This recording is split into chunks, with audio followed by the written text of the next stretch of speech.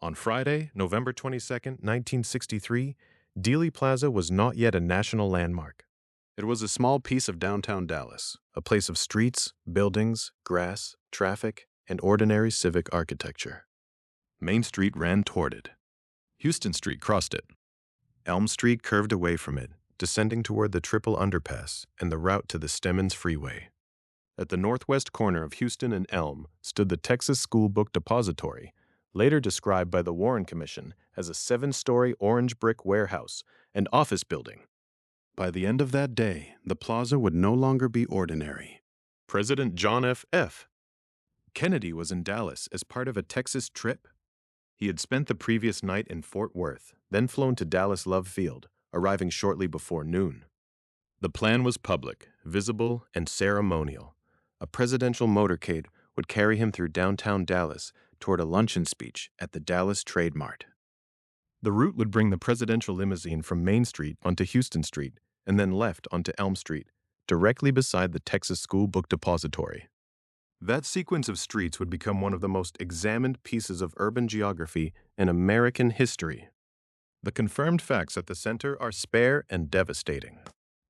At about 12:30 p.m., Central Standard Time, President Kennedy was riding in an open limousine through Dealey Plaza. With him were First Lady Jacqueline Kennedy, Texas Governor John Connally, and Nellie Connally. Secret Service Agent William Greer drove the car, with Secret Service Agent Roy Kellerman in the front passenger seat. Shots were fired. Kennedy was fatally wounded. Governor Connally was wounded. The limousine left the plaza and sped to Parkland Memorial Hospital, where Kennedy was treated in Trauma Room 1 and pronounced dead at 1 p.m. Central Standard Time. Those facts are not the mystery. The mystery begins with what investigators said happened, what later investigators doubted, what evidence was challenged, and what the public never fully accepted. The Warren Commission, established after the assassination, concluded in 1964 that Lee Harvey Oswald fired 3 shots from the 6th-floor southeast corner window of the Texas School Book Depository. According to that official conclusion, those shots killed President Kennedy and wounded Governor Connally. The commission also concluded that one shot probably missed the limousine and its occupants. It identified the alleged firing point as a window high above the route on the 6th floor of the depository, overlooking Elm Street as the motorcade moved away. That finding gave the nation an official account, a single gunman in a building along the route using a rifle later described in the evidence as a 6.5mm Model 91/38 Mannlicher Carcano, serial number C2766. But the official account did not end the case. It became the foundation for generations of dispute. Years later, the House Select Committee on Assassinations revisited the evidence. In 1979, that committee also reported that Lee Harvey Oswald fired 3 shots and that the second and third shot struck Kennedy, with the third shot killing him. But it added a conclusion that changed the public meaning of the case. Kennedy was probably assassinated as the result of a conspiracy. The committee could not identify the other gunman or define the extent of the conspiracy. Its conclusion relied in part on acoustic evidence, which later came under serious challenge. In 1982, the National Research Council's Committee on Ballistic Acoustics concluded that the acoustic data did not demonstrate a grassy knoll shot and did not support the conclusion that there was a second gunman. So the later official doubt became disputed as well. One government inquiry pointed toward a probable conspiracy. A later scientific review undermined one of the key bases for that finding. The result was not closure. It was a layered uncertainty. Official certainty, then official doubt, then technical challenge, all attached to the same few seconds in Dealey Plaza. That is why the place matters. Dealey Plaza compresses the assassination into a visible landscape. The turn from Houston onto Elm, the depository window, the grassy knoll, the triple underpass, the path of the open limousine. These are not abstract points in a file. They are fixed locations, close enough the person standing there can see how small the area really is. The geography makes the event feel knowable. It also makes every disagreement sharper. If the car was here and the window was there, and the film shows this movement at that frame, then what does it mean? How many shots? From where? In what order? At what exact moment? The Zapruder film would become central to that effort. Abraham Zapruder's camera recorded the motorcade at 18.3 frames per second, according to the FBI's determination. That technical detail turned a brief eruption of violence into a frame-by-frame battlefield. Investigators and later critics would study timing, body movement, wounds, and possible trajectories through fractions of seconds. The Warren Commission's analysis included the conclusion that Kennedy was probably hit in the neck between frames 210 and 225. Even that kind of precision did not settle the larger dispute. It gave the dispute a measuring stick. The evidence did not exist in isolation. There were 3 spent cartridge cases found on the 6th floor. There was a nearly whole bullet found on Governor Connolly's stretcher. There were bullet fragments recovered from the presidential limousine. Firearms experts cited by the Warren Commission identified the bullet, the larger fragments, and the cartridge cases as having been fired from the C-2766 Mannlicher Carcano rifle, to the exclusion of all other weapons. For the Commission, that evidence formed a powerful chain. For skeptics, every link in that chain became a place to ask questions. Some of those questions were intensified by what happened after the shooting. Lee Harvey Oswald was encountered inside the Texas School Book Depository shortly after the gunfire, in the 2nd floor lunchroom, by Dallas Patrolman Marion L. Baker and Building Superintendent Roy Truly. He was initially allowed to leave because Truly identified him as an employee. Oswald was later arrested at the Texas Theater in Oak Cliff after the fatal shooting of Dallas police officer J.D. Tippit. Then, on Sunday, November 24, 1963, Jack Ruby shot Oswald in the basement of Dallas Police Headquarters during a prisoner transfer. Oswald died at Parkland Memorial Hospital. Ruby's killing of Oswald ensured that the accused man would never stand trial. No courtroom would test the prosecution's full case against cross-examination. No jury would hear the evidence in the ordinary way. Instead, the assassination moved into commissions, reports, archives, hearings, technical studies, and public argument. Over time, the record grew immense. The President John F. Kennedy assassination records collection at the National Archives came to contain more than 6 million pages of records, photographs, motion pictures, sound recordings, and artifacts. The JFK Assassination Records Collection Act of 1992 created a centralized collection at the National Archives and established a presumption of immediate disclosure for assassination-related records unframed.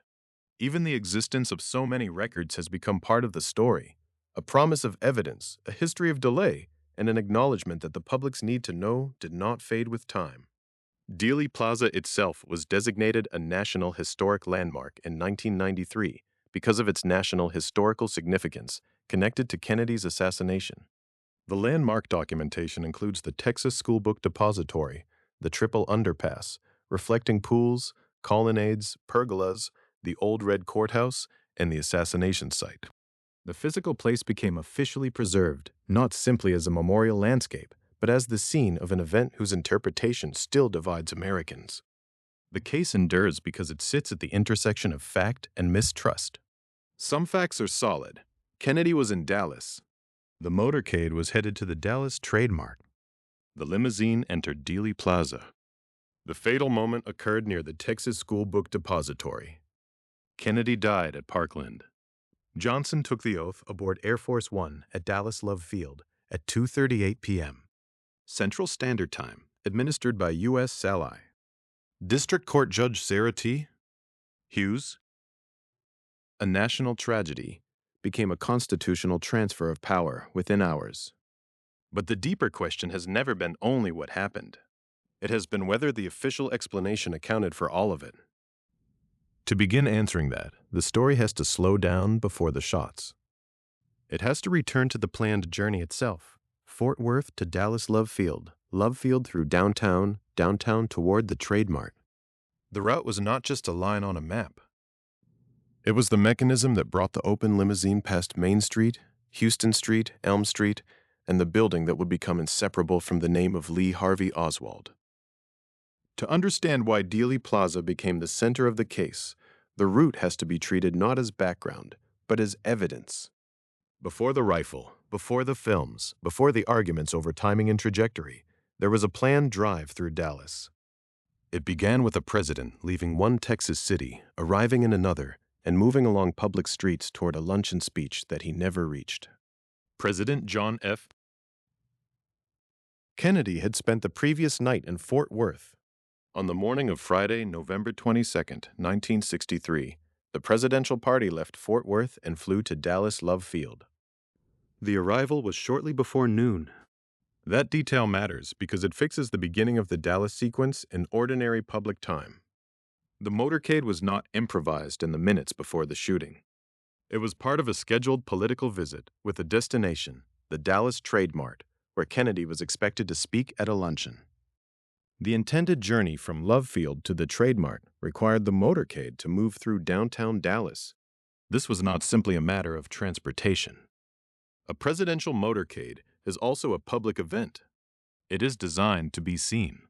Streets are chosen not only to get from one point to another, but to allow crowds to gather, to allow the press to photograph the visit, and to allow the political purpose of the trip to become visible.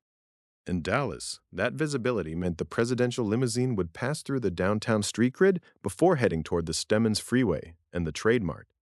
By the time the motorcade reached the area of Dealey Plaza, the route followed a sequence that would later be examined again and again.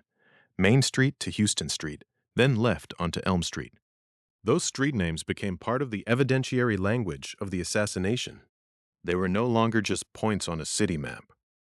They became a way to measure sightlines, speed, angles, obstructions, and the position of the presidential limousine in the seconds before the shots. Main Street brought the motorcade into the plaza area. From there, the route turned onto Houston Street.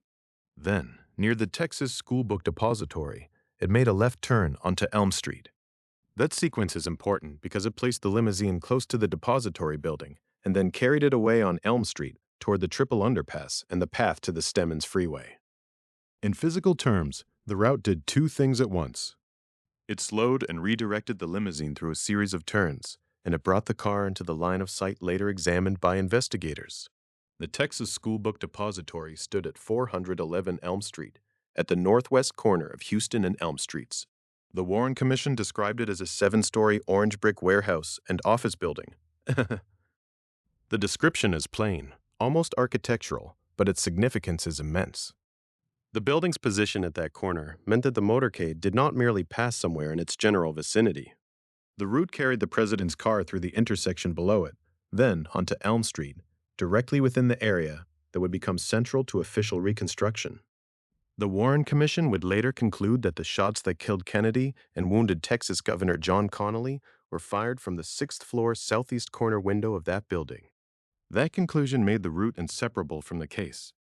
If the firing point was the 6th-floor southeast corner window, then the path of the car below became the key to understanding what the shooter could see, when the shooter could see it, and how the shots could have aligned with the occupants of the limousine. This is why the Main Street, Houston Street, and Elm Street sequence still matters. The turn from Main onto Houston was not the fatal moment. The left turn from Houston onto Elm was not, by itself, the explanation. But those movements placed the limousine in a specific relationship to the depository. They created the geometry of the official case. Every later timing study, every argument about how many shots were fired, every question about the angles of impact, and every disagreement over witness perceptions had to account for that small stretch of roadway. The route also matters because it narrowed the physical scene. The assassination did not occur along an open highway or in a broad rural area.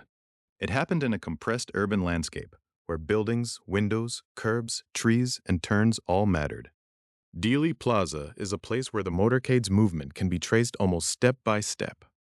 Main Street entered the plaza. Houston Street ran alongside the depository 100 neighbors' second touch sexton.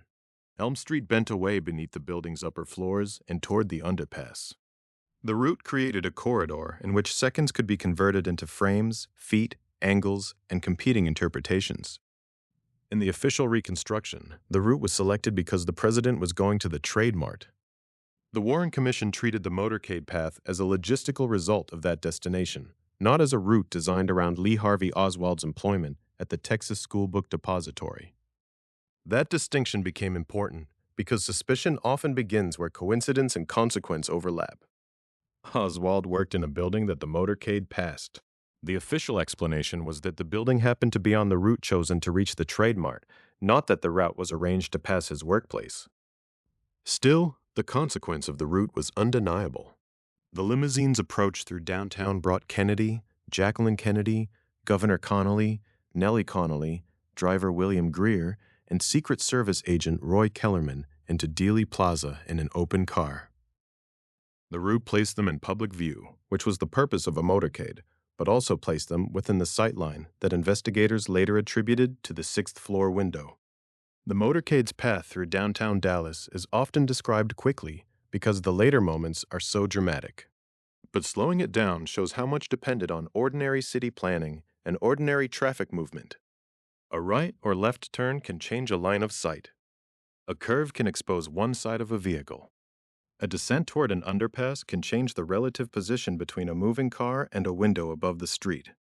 Even a short segment of road can become decisive when investigators are trying to determine whether a shot could have been fired, whether it could have struck, and how much time passed between one possible impact and another.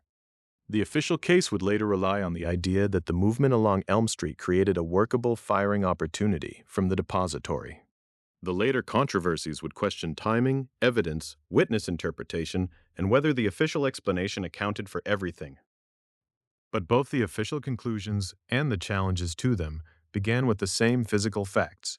The president arrived at Love Field shortly before noon, the motorcade was headed to the Dallas Trade Mart, and the downtown route carried the Apin limousine from Main Street to Houston Street and then left onto Elm Street near the Texas School Book Depository. That route did not explain the assassination by itself. It did something more basic. It made the assassination possible in the form it took. It brought the president into Dealey Plaza, beneath the upper floors of the depository, and onto the street where investigators would later measure the final seconds of his life. By the time the limousine completed the turn onto Elm Street, the route had done its work. It had placed the president, the governor, their wives, and the Secret Service detail inside a moving, exposed vehicle in a landscape that could be studied but never fully quieted. The next layer of the mystery is not only where the car traveled, but who was inside it, how they were seated, and why those positions would become essential to understanding the wounds, the timing, and the unresolved questions that followed. By the time the motorcade entered Dealey Plaza, the route had placed more than a president in danger. It had placed a small group of people, seated inside an open limousine, into a moving geometry that investigators would later examine, second by second. The mystery would not turn only on where the car was, but on who was inside it, how exposed they were, and how their positions shaped every later argument about wounds, timing, and shots. The presidential limousine carried President John F. Kennedy and First Lady Jacqueline Kennedy. It also carried Texas Governor John Connolly and Nellie Connolly. At the wheel was Secret Service agent William Greer. In the front seat beside him was Secret Service agent Roy Kellerman. Behind them, in the follow-up protective detail, were other Secret Service agents, including Clint Hill, whose name would become fixed in the public memory because of what he did after the shots began. He ran toward the presidential limousine. That fact alone gives the scene its terrible clarity. This was not a sealed vehicle. It was not a protected compartment moving unseen through the city. It was an open car, built for visibility, ceremony, and contact with the crowd. The same openness that allowed people along the Dallas route to see the president also left the people inside exposed to the surrounding landscape. In a motorcade, public access and presidential protection exist in tension. On Friday, November 22, 1963, that tension became fatal. The open limousine mattered because the president was not merely traveling through Dallas. He was being seen. The motorcade was part transportation, part political theater, part civic welcome. Kennedy had arrived at Dallas Love Field shortly before noon, after spending the previous night in Fort Worth. The destination was a luncheon speech at the Dallas Trade Mart. But the journey through downtown was also an event in itself. People gathered along the streets because the vehicle allowed a direct glimpse of the president and first lady. The car's openness was a feature of the occasion. Afterward, it would be studied as a vulnerability. Inside that car, the passengers were not anonymous figures in a crowd.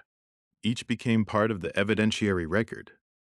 Kennedy's wounds, Governor Connolly's wounds, the reactions visible in films, the sequence described by witnesses, and the later official conclusions all depended on the relative placement of human bodies inside the limousine.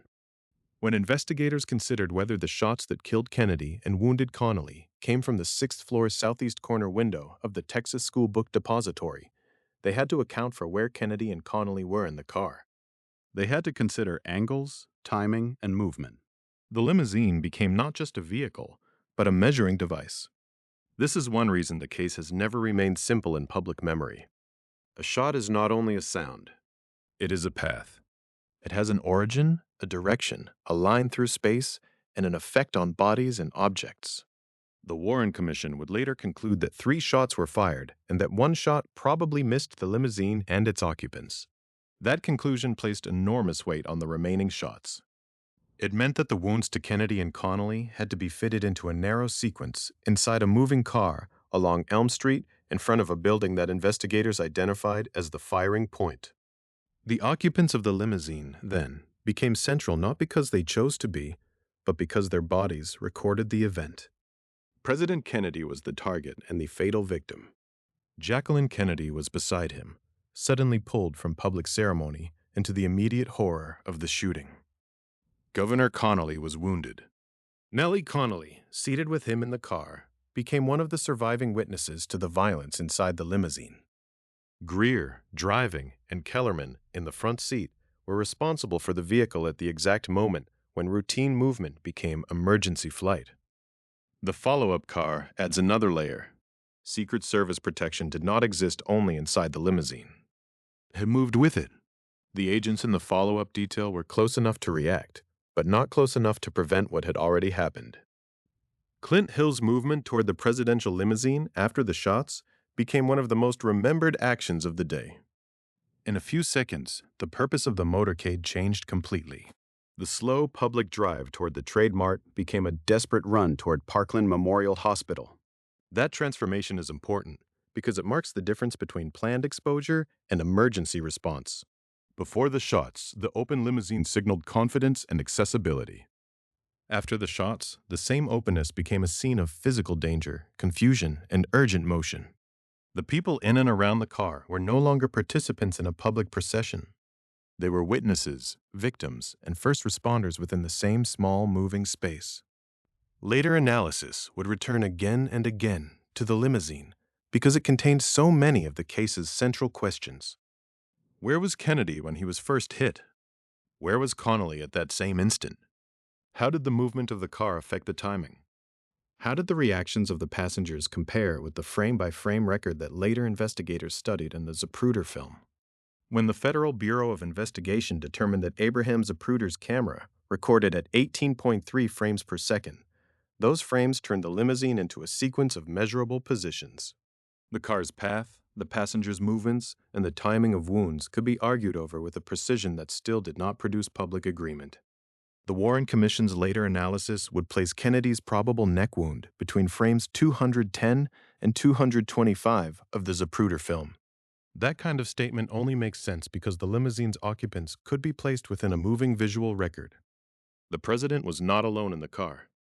Governor Connolly's injuries had to be understood in relation to Kennedy's. The position of the car on Elm Street had to be understood in relation to the depository window.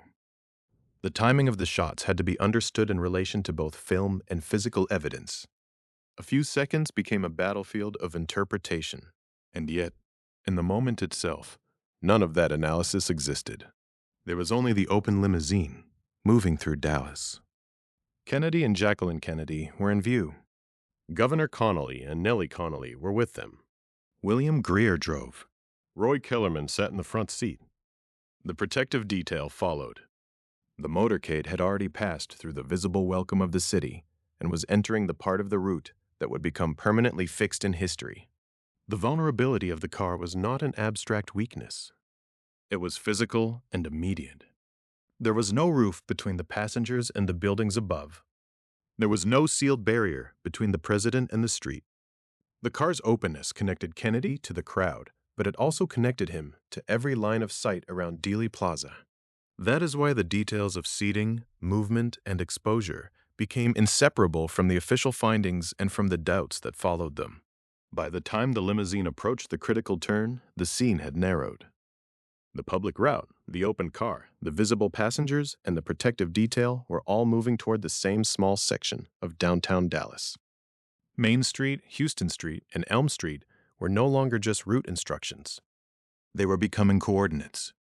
The car would turn, slow, and pass near the Texas School Book Depository, the 7-story orange brick building that would soon dominate every reconstruction of the assassination. By the time the open limousine reached the edge of Dealey Plaza, the story had narrowed from a presidential visit to a sequence of movements. Main Street, Houston Street, Elm Street. 3 names that, before Friday, November 22, 1963, belonged to the ordinary map of downtown Dallas. Afterward, they became part of the evidentiary language of the assassination. The turn mattered because it changed the geometry of the scene. The motorcade had been moving through downtown Dallas toward the Dallas Trade Mart, where President John F. Kennedy was scheduled to speak at a luncheon. The route brought the cars along Main Street, through a public corridor lined for a presidential visit. Then came the right turn from Main Street onto Houston Street. For a few moments, the limousine was pointed north, moving toward the face of the Texas School Book Depository. Then came the left turn onto Elm Street. It is easy, after decades of maps, diagrams, photographs, films, reenactments, and arguments, to forget how physical that movement was. The limousine did not simply pass a building. It approached one side of Dealey Plaza, turned near a corner, slowed with the turn, and entered the portion of Elm Street that would be studied frame by frame. That short movement through downtown became the hinge on which the later case turned. The Warren Commission described the Texas School Book Depository as a 7-story orange brick warehouse and office building on the northwest corner of Houston and Elm Streets. That description is plain, almost architectural. A building, a corner, a height, a color, a function. But in this case, plain facts became charged because of where the building stood in relation to the motorcade. The depository was not somewhere vaguely nearby. It stood at the corner where Houston and Elm met. As the presidential limousine came up Houston Street and turned left onto Elm Street, the building was part of the immediate landscape. Its windows looked out over the path that the motorcade would take toward the Stemmons Freeway and the Trade Mart. Once investigators focused on that location, the building's position became central to almost every reconstruction that followed. The turn onto Elm Street also mattered because it made the motorcade's movement measurable. A straight road can be described simply as forward motion. A turn is different. A turn fixes position. It creates angles. It affects speed. It changes where passengers are facing and how a vehicle aligns with surrounding structures. It gives investigators a place to anchor later questions. Where was the limousine before the turn, during the turn, and after the turn? What could be seen from the surrounding buildings? When did the car enter the line of sight, later examined by the Warren Commission? In Dealey Plaza, those questions were not abstract. They were tied to the depository, the open limousine, and the path down Elm Street. The movement from Maine to Houston to Elm placed President Kennedy, First Lady Jacqueline Kennedy, Governor John Connally, Nellie Connally, driver William Greer, and Secret Service agent Roy Kellerman into a moving arrangement that could be studied against fixed points in the plaza. The follow-up protective detail, including Secret Service agent Clint Hill, was part of that same moving procession. Everyone was traveling through the same space, but later analysis would depend on where each person and vehicle was at a given moment. The fact that the car was open has already made the scene more vulnerable. The turn made that vulnerability more exact. It was no longer just a public appearance in an exposed car. It was an exposed car moving below and past a specific building that investigators would later identify as the source of the shots. The Warren Commission's later conclusion was that the shots that killed Kennedy and wounded Connally were fired from the 6th floor's southeast corner window of the Texas School Book Depository. Before that conclusion can be understood, the route must be understood. The car had to be where it was. The building had to be where it was. The turn had to bring them into relation. That is why the ordinary language of traffic becomes so important in this case. Right from Maine onto Houston. Left from Houston onto Elm. Toward the Stemmons Freeway and the Trade Mart. These are not decorative details. They form the physical chain that brought the motorcade into Dealey Plaza and past the depository. If the route had taken a different path, the later evidence would have arranged itself differently. But the confirmed route placed the limousine at that corner, and because of that, the corner became a permanent part of the mystery. The depository itself has often been remembered through one window, but the building was more than that single point. It was a warehouse and office building, 7 stories tall, orange brick, located at 411 Elm Street. It was part of the urban fabric of Dallas. On that day, it became an object of national attention because of its relationship to the motorcade's path. The Warren Commission's description fixed it in the official record not as a symbol, but as a location, the northwest corner of Houston and Elm Streets. That location gave investigators a framework. From the building, they could consider lines of sight. From the street, they could consider the limousine's motion. From the Zapruder film and other materials, they could estimate timing. From later reenactments, they could ask when the view from the 6th floor would have been clear, and when it may have been affected by features of the plaza, including oak tree foliage during part of the Elm Street sequence. A small downtown turn became a technical problem involving distance, angle, speed, obstruction, and human reaction. The turn also became central because it marked a transition in the motorcade's atmosphere. On Main Street and Houston Street, the procession was still part of a planned public visit, war on chair. Crowds, cars, security, the presidential couple, the governor and his wife, the route to the luncheon. Then, as the limousine entered Elm Street, the story compressed. The plaza opened ahead. The Texas School Book Depository stood behind and above the path. The triple underpass lay in the larger Dealey Plaza landscape.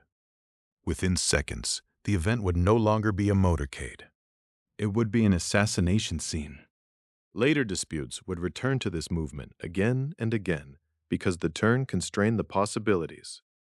Anyone trying to reconstruct the shooting had to begin with where the limousine was.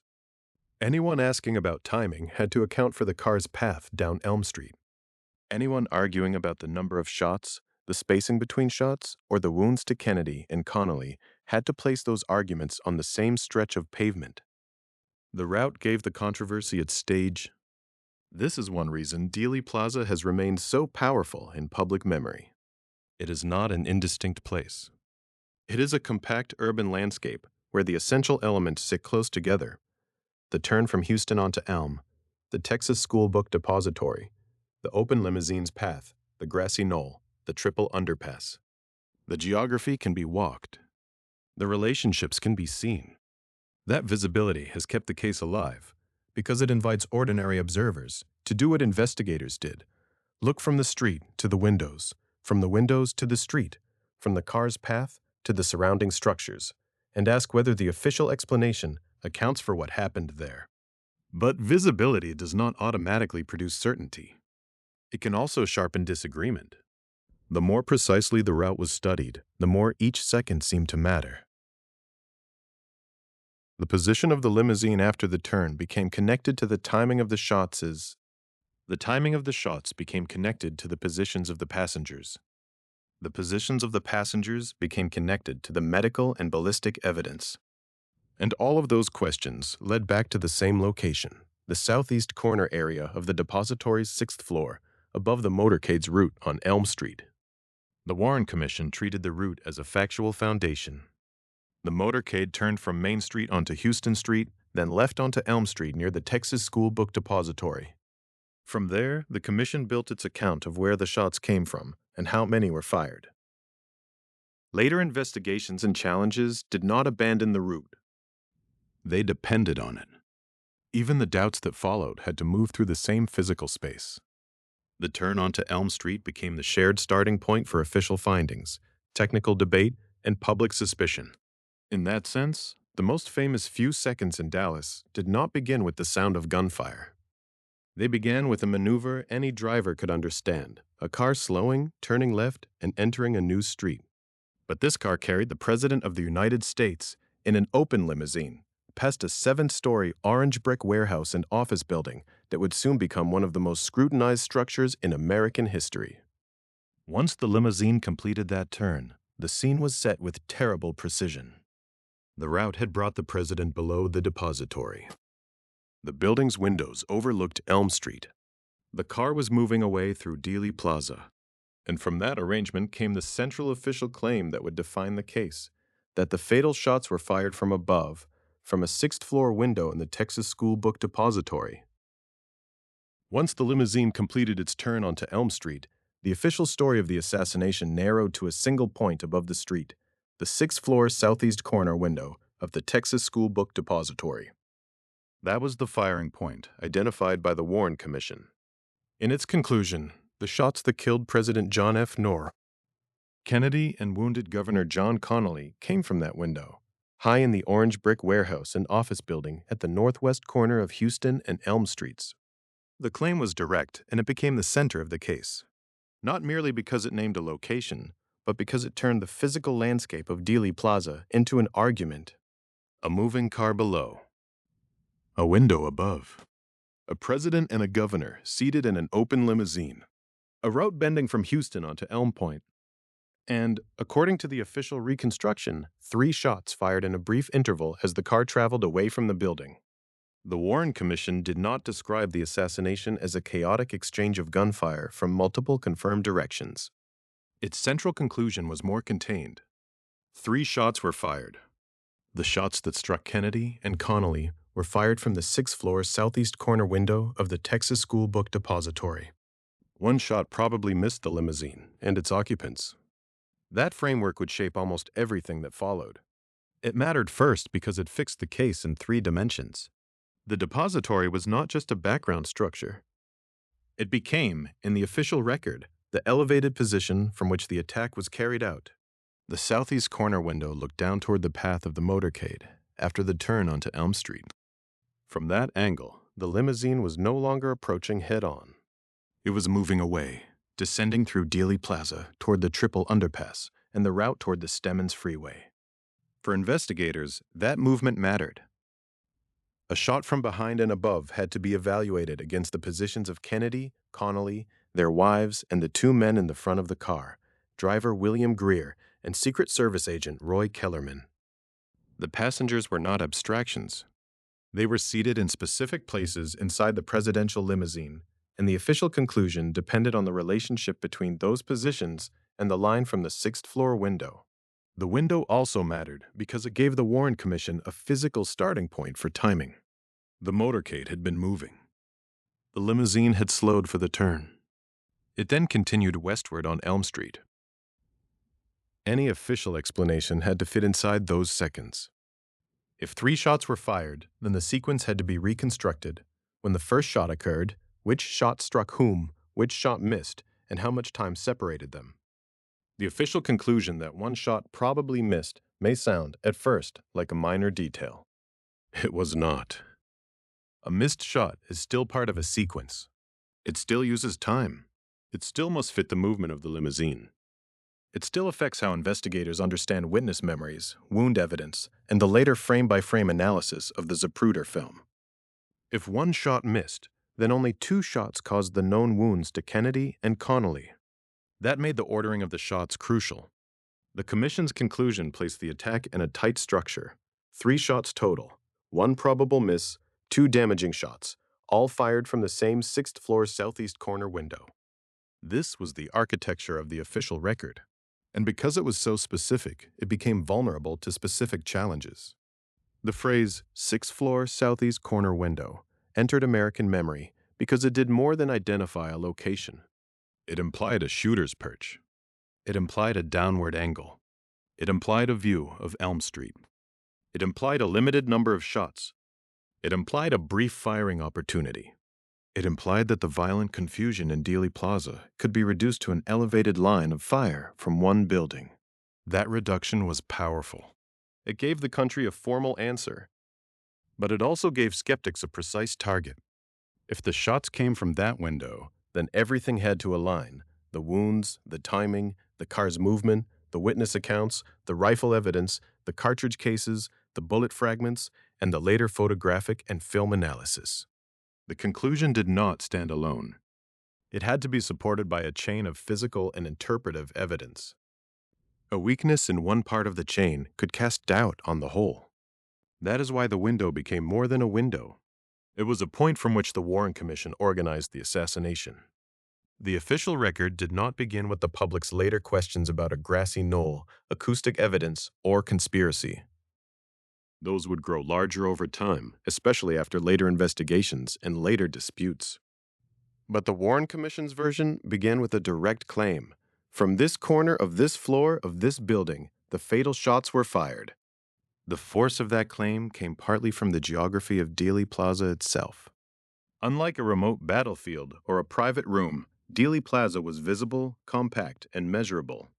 The streets, the building, the turn, the slope, the underpass, and the windows all remained in place.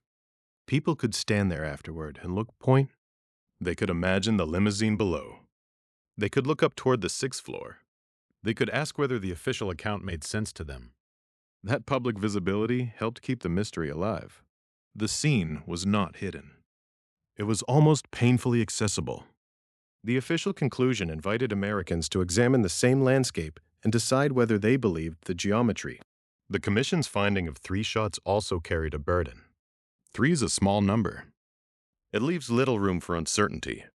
If one shot probably missed, then the remaining shots had to explain the injuries to both Kennedy and Connally. The official account therefore asked the public to accept not just a location, but a sequence. The sequence had to account for the president being struck, the governor being wounded, and the fatal headshot that ended the motorcade's public journey. The Warren Commission concluded that the shots that killed Kennedy and wounded Connally were fired from the depository window. It did not conclude that some shots came from that window and others from another identified position. Its answer was centered, singular, and official. That singularity became the core of the controversy. In the immediate aftermath, the nation was not reading a cold case file. It was watching a catastrophe unfold in real time. Kennedy was taken to Parkland Memorial Hospital. Vice President Lyndon B. Johnson would take the presidential oath aboard Air Force One at Dallas Love Field later that afternoon. Lee Harvey Oswald would be arrested, then killed by Jack Ruby before he could be tried. The government's formal explanation emerged into a country already marked by shock, grief, and suspicion. The 6th floor conclusion therefore carried more weight than a technical finding. It became a statement about whether the assassination could be explained within the actions of one man in one building. Later, the House Select Committee on Assassinations would agree that Oswald fired 3 shots and that the fatal shots came from him, while also controversially concluding that Kennedy was probably assassinated as a result of a conspiracy. Still later, the National Research Council's Committee on Ballistic Acoustics would challenge the acoustic basis for that conspiracy conclusion. Those later developments would complicate the public story, but the foundation remained the Warren Commission's fixed point, the southeast corner window. To understand why the mystery would not die, it is necessary to stay with that point for a moment. The window gave the official account its direction, but it also demanded proof. It was not enough to say, shots came from above. Investigators had to connect the firing point to material evidence. They had to account for what was found inside the building, what was recovered from the limousine, what was found at the hospital, and what firearms experts said those objects meant. The 6th floor window, then, was only the beginning of the official chain. Below it was Elm Street, where the limousine moved through Dealey Plaza. Inside the car were the wounds and fragments that would become evidence. Inside the building were the traces investigators would associate with the firing position. And tied to all of it, in the Warren Commission's account, was a particular rifle, a 6.5mm Model 91/38 Mannlicher Carcano, bearing serial number C2766. The official conclusion began with a window. It would have to be carried forward by shells, bullets, fragments, and expert identification. The official conclusion began with a window, but it could not rest on a window alone. A line of sight could suggest where shots came from. Witnesses could describe what they heard, or where they thought sound had originated. The limousine's path could be mapped through Dealey Plaza. But the case also depended on objects: metal, brass, glass, wood, and markings small enough to be examined under magnification. In the Warren Commission's account, the center of that material case was a particular rifle. It was described as a 6.5 millimeter Waddle 91/38 Mannlicher Carcano, bearing serial number C2766. Attached to it was an inexpensive 4-powered telescopic sight marked Optics Ordnance Inc., Hollywood, California, made in Japan. The description is plain, almost technical, but that is part of why it matters. In a case surrounded by memory, fear, grief, and suspicion, the rifle was presented as a physical anchor. It had a caliber. It had a model. It had a serial number. It had an optical sight with a manufacturer's marking. The official record did not speak of an unknown weapon in general terms. It named a specific firearm and tied it to specific ballistic items recovered after the shooting. The rifle also mattered because it connected the sixth-floor theory to the rest of the evidence. If the Warren Commission was going to argue that the shots came from the southeast corner window of the Texas School Book Depository, then the objects found in and around the crime scene had to support that claim. The rifle had to be more than present in the story. It had to be linked to the cartridge cases, the bullet, and the fragments. On the sixth floor of the Texas School Book Depository, investigators found 3 spent cartridge cases. In the official reconstruction, those cases became part of the trace left behind by the shooting position. They were not wounds, and they were not film frames. They were the remains of ammunition after firing, the brass cases that would have held the cartridges before the bullets were driven down the barrel. Their number was important. The Warren Commission concluded that 3 shots were fired. It also concluded that 1 shot probably missed the limousine and its occupants. 3 cartridge cases on the 6th floor fit the broad outline of that conclusion.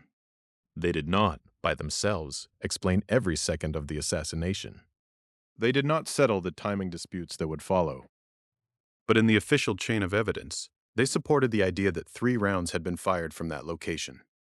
Then there was the bullet found at Parkland Memorial Hospital. The research notes describe it as a nearly whole bullet found on Governor Connolly's stretcher. It would become one of the most discussed objects in the assassination record, not because of what it looked like to the public, but because of what it was asked to explain. It entered the Evangentaria chain not on Elm Street, and not inside the depository, but in the medical setting after the wounded men had been rushed from Dealey Plaza to Parkland. That detail matters because the assassination evidence was spread across locations almost immediately. The shooting occurred in Dealey Plaza.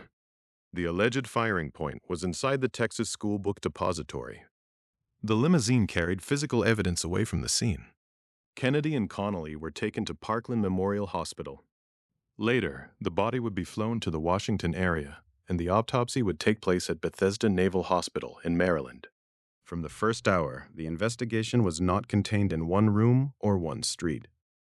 It was distributed across a city, then across institutions. The nearly whole bullet was one part of that dispersed record. Bullet fragments recovered from the presidential limousine were another. The limousine had not merely carried the president and governor through Dealey Plaza. After the shots, it became a repository of evidence. Fragments of metal recovered from the car were treated as part of the ballistic picture, pieces of the violence left behind in the vehicle itself. The Warren Commission cited firearms experts who examined these items, the nearly whole bullet, 2 larger bullet fragments, and the 3 cartridge cases. According to the Commission's presentation of their findings, those experts identified them as having been fired from the C2766 Mannlicher Carcano rifle to the exclusion of all other weapons.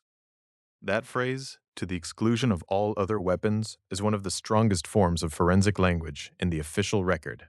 It does not mean a witness thought the rifle looked right. It does not mean the rifle was merely compatible with the caliber. It means that, as presented by the Warren Commission, firearms experts concluded that the marks left on the cartridge cases and bullet material tied them to that specific rifle and not to another firearm. In an investigative sense, the claim did heavy work. It joined the 6th floor cartridge cases to the rifle. It joined the nearly whole bullet to the rifle. It joined the larger fragments from the limousine to the rifle. And by doing that, it joined the depository, Parkland, and the presidential limousine into one official ballistic chain. But this is also where the case begins to show why it would not die. Physical evidence can seem like the most stable part of an investigation. A cartridge case is not frightened. A bullet does not misremember. A fragment does not change its testimony with time. Yet physical evidence still requires collection, labeling, interpretation, expert comparison, and public trust.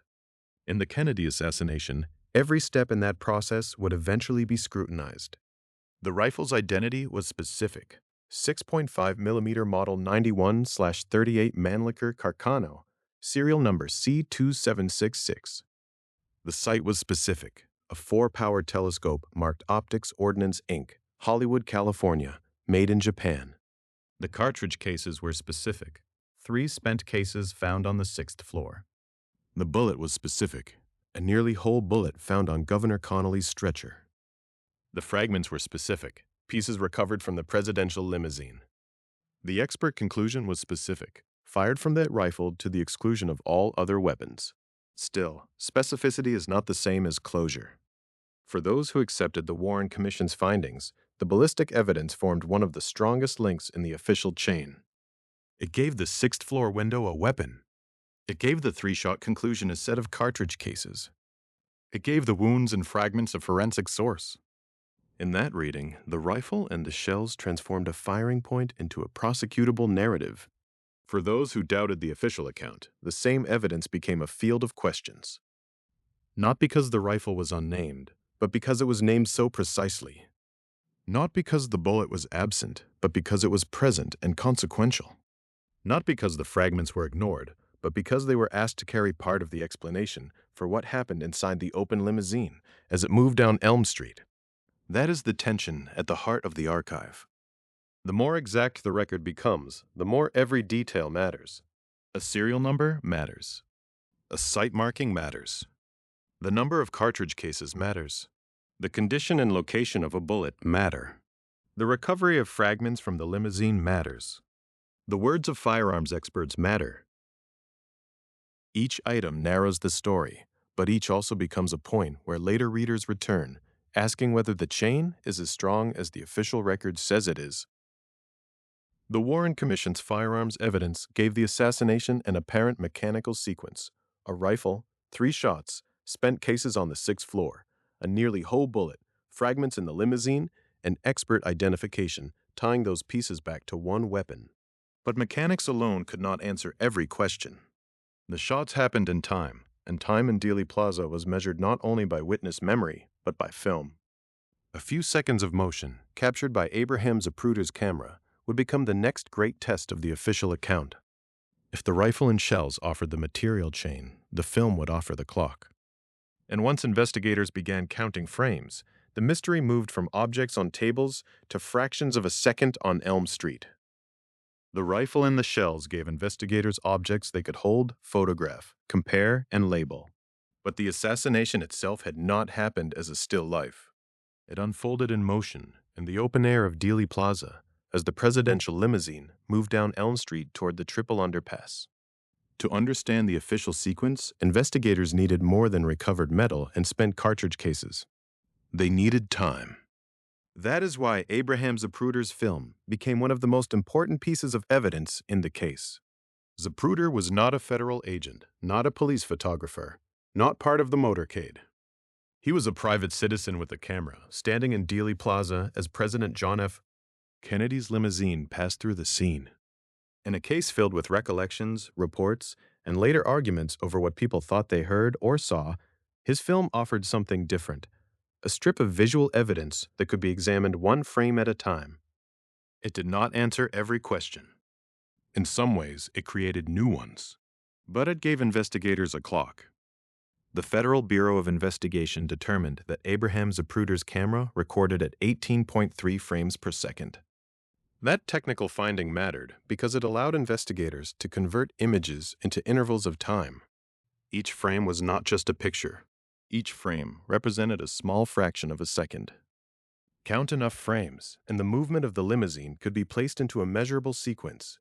Count the frames between visible reactions, and the timing of the shots could be estimated. Count the frames against the known movement of the car through Dealey Plaza, and the official account could be tested against distance, line of sight, and human response. This is where the assassination became, in a very literal sense, a matter of frames. The Warren Commission used the Zapruder film as part of its effort to determine when President Kennedy was first struck. Its analysis placed Kennedy's probable neck wound within a specific range, between frames 210 and 225. That was not a wide span in ordinary human experience. At 18.3 frames per second, those frames represented less than 1 second. But inside the investigation, that narrow interval carried enormous weight. If Kennedy was hit in the neck during that range, then everything else had to be arranged around it. The position of the limousine, the angle from the Texas School Book Depository, the movements of Governor John Connally, the possibility of how many shots could be fired, the question of whether one bullet could account for more than one wound, the timing of a shot that may have missed, the clear or obstructed line of sight from the 6th floor southeast corner window. Each issue depended, in part, on where the film seemed to place the beginning of injury. The film mattered because it did not rely on a witness trying to estimate seconds during shock. In Dealey Plaza, people heard sounds, turned their heads, ducked, looked toward buildings, looked toward the grassy knoll, or looked at the limousine. Those perceptions became part of the record, but perceptions under sudden violence can be difficult to reconcile. A sound can echo between structures. A shot can be mistaken for a firecracker. A delay in reaction can look, on film, like uncertainty. Memory can preserve a powerful impression while losing sequence. The Zapruder film appeared to offer sequence, and yet sequence was not the same as certainty. The camera recorded motion, but investigators still had to interpret what the motion meant. A visible reaction might indicate the moment of impact, or it might follow impact by a fraction of a second. A body movement might be voluntary, involuntary, or caused by something else happening inside the car. The limousine was moving. Its occupants were moving. The camera itself was operated by a person in the crowd, following the car as it passed. The film fixed the images, but it did not narrate them. It did not say, "Here's the shot." It did not label the wound. It did not explain the sound. That work fell to investigators. The Warren Commission's relevant frame range, frames 210 through 225, became a kind of narrow corridor through which the official timeline had to pass. Before that range, Kennedy appeared to be continuing along the route. After that range, the evidence of crisis became increasingly visible. Within it, the Commission placed the likely moment when he was struck in the neck. The importance of the neck wound was not simply medical. It was chronological. Once that probable moment was assigned, the rest of the shooting sequence had to fit around the mechanical possibilities of the rifle and the physical route of the car.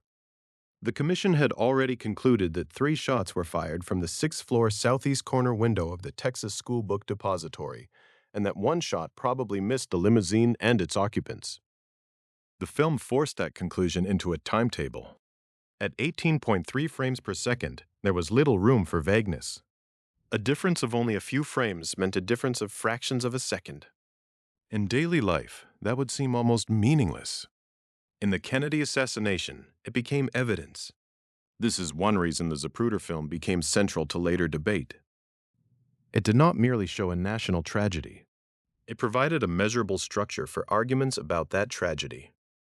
Supporters of the official account could use the frame sequence to reconstruct a possible order of shots. Critics could use the same frame sequence to challenge whether the timing made sense. The film did not end the dispute. It concentrated it.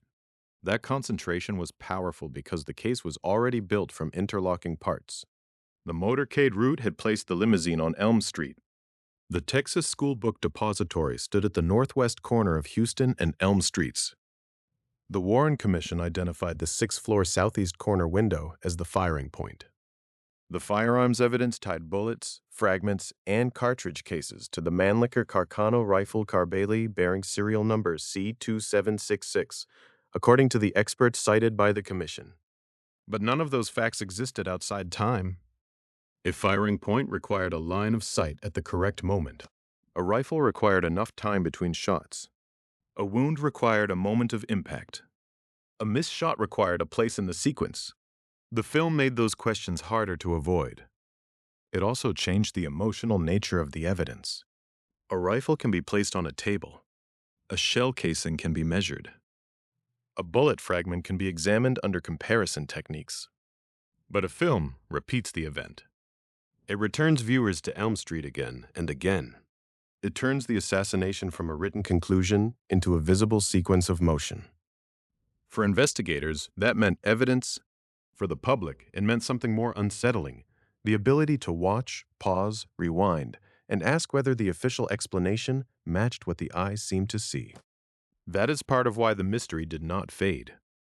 The Zapruder film gave the public an evidentiary object that felt direct. It seemed to bypass official language, but the same directness could be deceptive.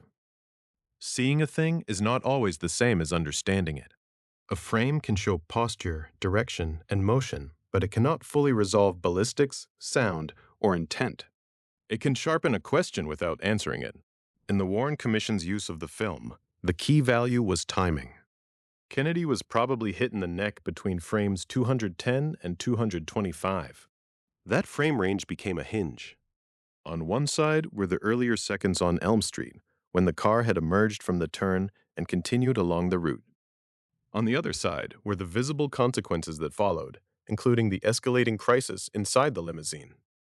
Around that hinge, investigators arranged the three-shot conclusion. But a three-shot conclusion contains a built-in problem. If 3 shots were fired, and if the shots that killed Kennedy and wounded Governor Connolly came from the depository window, then the sequence has to account not only for the hits, but for the shot that the Warren Commission said probably missed. A missed shot is not an empty detail. It still has to occur somewhere in time. It still consumes a place in the order. It still affects what witnesses heard, what the film shows, and what a shooter could have done from the window. That is the quiet pressure created by the Zapruder film. It turned the assassination into a countable sequence, but it did not make the sequence simple. The FBI's camera speed finding gave investigators a measuring tool. The Warren Commission's frame range gave them a probable moment of impact. Yet every fraction of a second had to carry the weight of a national crime. In Dealey Plaza, the shots lasted only moments. In the record, those moments became hundreds of frames. And within those frames, the official story found both its clock and one of its most enduring battlegrounds: where to place each shot, especially the one that probably struck no one at all. The film gave investigators a clock, but a clock is not the same as an answer. Once the assassination was broken into frames, every event needed a place. Every movement of the limousine, every reaction inside it, every wound, every sound remembered by witnesses, had to be fitted into a few seconds on Elm Street. And inside that narrow strip of time sat one of the Warren Commission's most important conclusions. 3 shots were fired, and one of them probably missed the limousine and its occupants. That word "probably" did a great deal of work. The official finding did not say that every shot struck a person. It did not say that the sequence was a simple chain of 3 hits.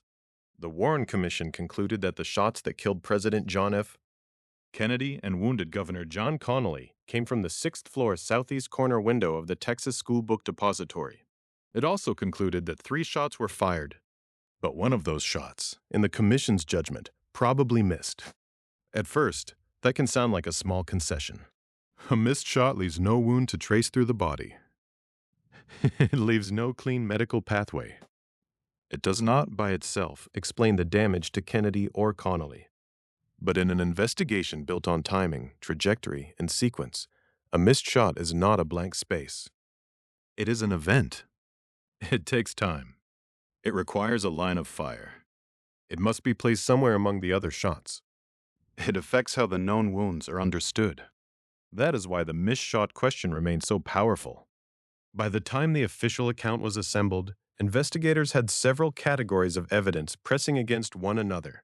There was the physical setting of Dealey Plaza, the turn from Main Street to Houston Street, the left turn onto Elm Street, and the movement of the limousine away from the Texas School Book Depository toward the triple underpass.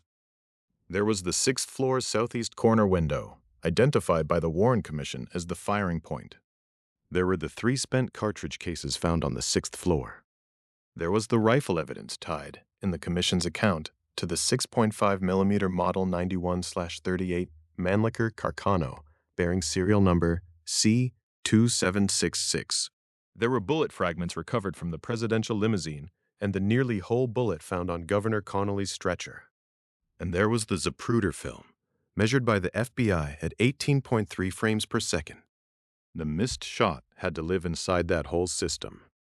If 3 shots were fired and 1 probably missed, then the remaining shots had to account for the known injuries. Kennedy was hit. Connolly was wounded. Kennedy was later fatally struck. The commission's frame analysis placed Kennedy's probable neck wound between frames 210 and 225 of the Zapruder film. That frame range mattered because it gave the official account a window of time for one impact. But it did not automatically tell investigators where to put the shot that missed. Was the missed shot early? Was it between the wounding sequence and the fatal shot? Was it later? Each placement created consequences. If the missed shot came first, then the early witness impressions of gunfire might align with a shot that produced no visible wound in the limousine. But then the timing between the first effective hit and the later fatal shot had to be measured against the movement of the car and the firing point above and behind it. If the missed shot came between the shots that struck, then the official account had to explain how a shot could be fired and miss during the most critical portion of the sequence, while the limousine continued down Elm Street. If the missed shot came last, then the fatal shot had already done its damage, and the final sound remembered by some witnesses might represent a round that did not strike anyone in the car. The importance was not only mechanical, it was interpretive. Witnesses in Dealey Plaza did not experience the assassination as frames on a strip of film. They experienced sound, shock, echoes, motion, and panic. Some heard shots from one direction. Some believed they heard them from another. In a small urban space bounded by buildings, open pavement, the grassy knoll, the triple underpass, and the Texas School Book Depository, sound could become difficult to locate with certainty. A shot that missed could leave almost no visible signature for later viewers, but it could still remain in witness memory as a crack, a burst, a report, or a confusing echo. That gap between what was heard and what was later mapped became part of the mystery. The Warren Commission's conclusion that one shot probably missed helped explain why 3 cartridge cases could be part of the official evidence, while not every shot had a corresponding injury. It allowed the official sequence to include 3 rounds fired from the depository window, while recognizing that only some of the gunfire struck the limousine's occupants. But it also opened a question that has never entirely lost its force. If one shot missed, where exactly did it go in the sequence? That question mattered because the sequence was not abstract. The presidential limousine was moving. President Kennedy and Governor Connolly were seated in different positions. Driver William Greer and Secret Service agent Roy Kellerman were in the front. Jacqueline Kennedy and Nellie Connolly were in the rear seating area with the president and governor. The vehicle was not stationary on a firing range. It had turned onto Elm Street and was descending through Dealey Plaza. A shot from the 6th floor southeast corner window would have involved a changing angle, a changing distance, and a moving target. A miss, under those conditions, was possible. But in the official reconstruction, it still had to be accounted for. This is where the problem became more than a count of shots. It became a problem of order. Investigators were not simply asking how many rounds had been fired. They were asking which shot produced which result. The commission's conclusion that 3 shots were fired gave the case a framework. The probable missed shot introduced uncertainty inside that framework. For a public already struggling to accept the sudden death of a president, the word probably left room for doubt. It did not necessarily undermine the commission's conclusion on its own. Official investigations often use measured language when evidence is incomplete or when exact placement cannot be proven beyond all dispute. But in this case, measured language entered a national trauma. The missed shot became one of the places where people could see the difference between an official conclusion and an intuitively satisfying explanation. The difference was subtle, but important. An official conclusion can say, 3 shots were fired, 1 probably missed. The fatal shots came from the 6th floor southeast corner window. But listeners, viewers, and later researchers often want a more complete reconstruction. They want to know the first shot, the second shot, the third shot. They want to know which sound caused which reaction. They want to know where Kennedy was at each moment, where Connolly was, what the limousine was doing, and what the shooter could see. They want the sequence to lock into place. The Warren Commission offered a structure. The Zapruder film offered a clock. The physical evidence offered objects. Yet the missed shot remained a loose mechanism in the public imagination, not because it had no explanation, but because it did not leave the kind of trace that a wound leaves. It was present by inference. It was part of the official count. It was not easily visible in the same way as the movements of the limousine or the reactions of the passengers. And because it was not easily visible, it became durable. The later history of the case shows why this mattered. Years after the Warren Commission, the House Select Committee on Assassinations also reported that Lee Harvey Oswald fired 3 shots and that the second and third shots struck Kennedy, with the third shot killing him. That later committee also reached the controversial conclusion that Kennedy was probably assassinated as the result of a conspiracy, largely because of acoustic evidence. The National Research Council's Committee on Ballistic Acoustics later challenged that acoustic basis, concluding that the data did not demonstrate a grassy knoll shot and did not support a conclusion that there was a second gunman. But even without moving beyond the Warren Commission's outline, the missed shot helps explain why the case stayed unsettled in public memory. A shot that probably missed can be made to answer one question while creating several more. It can help reconcile 3 cartridge cases with fewer direct impacts. It can make room for witness reports of multiple shots. But it also forces every reconstruction to make a choice about timing. And timing was everything. At 18.3 frames per second, the Zapruder film turned seconds into measurable units. A small difference in frame placement could shift the interpretation of a shot. A slight difference in when Kennedy was first struck could affect how investigators understood the reaction of Connolly. A shift in where the missed shot was placed could change the time available for the other shots. In that sense, the missed shot was not outside the main evidence. It was inside the machinery of the whole official account. The public debate did not survive only because people rejected the commission's findings. It also survived because some parts of the official reconstruction required careful judgment rather than simple demonstration. The missed shot was one of those parts. It was not a body, not a bullet in a stretcher, not a shell case on the floor, not a clear movement captured in a single frame. It was an inferred event placed among visible consequences. That made it easy to argue over and difficult to put to rest. In Dealey Plaza, the actual gunfire lasted only moments. But once investigators began asking which shot did what, those moments became crowded. The limousine moved. The camera ran. The rifle, in the commission's account, was fired from above and behind. Kennedy and Connolly were wounded. One shot probably missed. And every part of that sequence depended on where the car was, where the window was, and what the shooter could see at the instant each shot was fired. That last question leads back from timing to sightline. A missed shot cannot be understood only as a failed impact. It also belongs to the view from the 6th floor, down Elm Street, through a changing urban scene. The path was not an empty corridor. It included the geometry of the turn, the slope of the street, the moving limousine, and, during part of the sequence, foliage from an oak tree that affected the line of sight. In the official reconstruction, even leaves became evidence, because a shot could only be placed in time if investigators could also ask whether the target was visible at that moment. The missed shot forced investigators to think not only about bullets, but about visibility.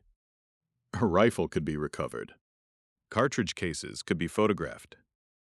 A film could be measured at 18.3 frames per second. But from the 6th floor southeast corner window of the Texas School Book Depository, the motorcade was not simply moving through an abstract diagram. It was moving through a real street, with turns, elevation, buildings, spectators, and trees. One of those trees became part of the case. In the Warren Commission's reconstruction of the assassination, an oak tree along Elm Street mattered because its foliage affected the line of sight from the 6th floor window during part of the limousine's path. That detail can sound almost too small for the scale of the event. A president had been killed. A governor had been wounded. A rifle, a window, a film, and 3 shots had become the core of a national investigation. Against that background, leaves might seem incidental, but in Dealey Plaza, small physical facts carried large consequences. The official account placed the firing point in the southeast corner window on the 6th floor of the Texas School Book Depository, the 7-story orange brick warehouse and office building at the northwest corner of Houston and Elm Streets. From that position, the Warren Commission concluded the shots that killed President John F. Kennedy and wounded Governor John Connally were fired. The motorcade had turned from Main Street onto Houston Street, then left onto Elm Street. That left turn brought the presidential limousine past the depository and into the view investigators later had to reconstruct. The problem was that the view changed second by second. As the limousine completed the turn and proceeded down Elm Street toward the triple underpass, it was not stationary. The people inside it were not stationary. President Kennedy, Jacqueline Kennedy, Governor Connally, Nellie Connally, driver William Greer, and Secret Service agent Roy Kellerman occupied fixed seats in a moving open car. Their positions in relation to the window changed with every foot of travel. So did angles through the car, the apparent alignment of passengers, and the background behind them. The oak tree entered the analysis because, for part of that movement, foliage interfered with the line of sight from the alleged firing point. In other words, there were moments when a person looking from that 6th-floor southeast corner window toward Elm Street would not have had the same clear view as at other moments. That did not, by itself, prove who fired. It did not prove how many shots were fired. But it placed a condition on timing. A shot assigned to a particular moment had to be possible within the physical scene. This is why the tree became more than scenery. The Warren Commission was trying to match several types of evidence into one sequence. There was the Commission's conclusion that 3 shots were fired. There was the related conclusion that 1 shot probably missed the limousine and its occupants. There were wounds to Kennedy and Connally. There was the Zapruder film, whose frame-by-frame timing gave investigators a way to estimate when Kennedy was probably hit in the neck, between frames 210 and 225. And there was the claimed firing point, above and behind the limousine. The tree touched all of that, because it helped to find when the car could be seen from that window and when it could not be seen clearly. If a shot was said to have been fired from the 6th floor, the target had to be visible from the 6th floor. If the limousine was passing through a section of Elm Street where oak foliage blocked or partly blocked the view, then that portion of the sequence became harder to use as a clean firing opportunity. The timing of the missed shot, the timing of the wounds, and the spacing between shots all had to take account of that obstruction. In a case where seconds mattered, a blocked view was not a minor inconvenience. It could compress the available time. It could shift attention to later frames. It could affect whether one proposed sequence seemed plausible or strained. The official reconstruction did not exist in open air alone. It had to fit the geography of Dealey Plaza as it stood that day. This was one of the reasons reenactment mattered. Investigators were not only reading witness statements or examining photographs in isolation. They were attempting to place bodies, vehicles, wounds, and sightlines back into the plaza. The limousine's movement down Elm Street had to be studied in relation to the depository window. The route's shape had to be considered. The turn from Houston onto Elm Street mattered because it slowed and positioned the car. The slope and direction of Elm Street mattered because they shaped the angle from above and behind. And the oak tree mattered because it interrupted the view during a critical stretch. The image is almost ordinary, a tree standing near a city street. But in the assassination record, ordinariness is often what makes a detail powerful. Dealey Plaza was not built as a crime scene.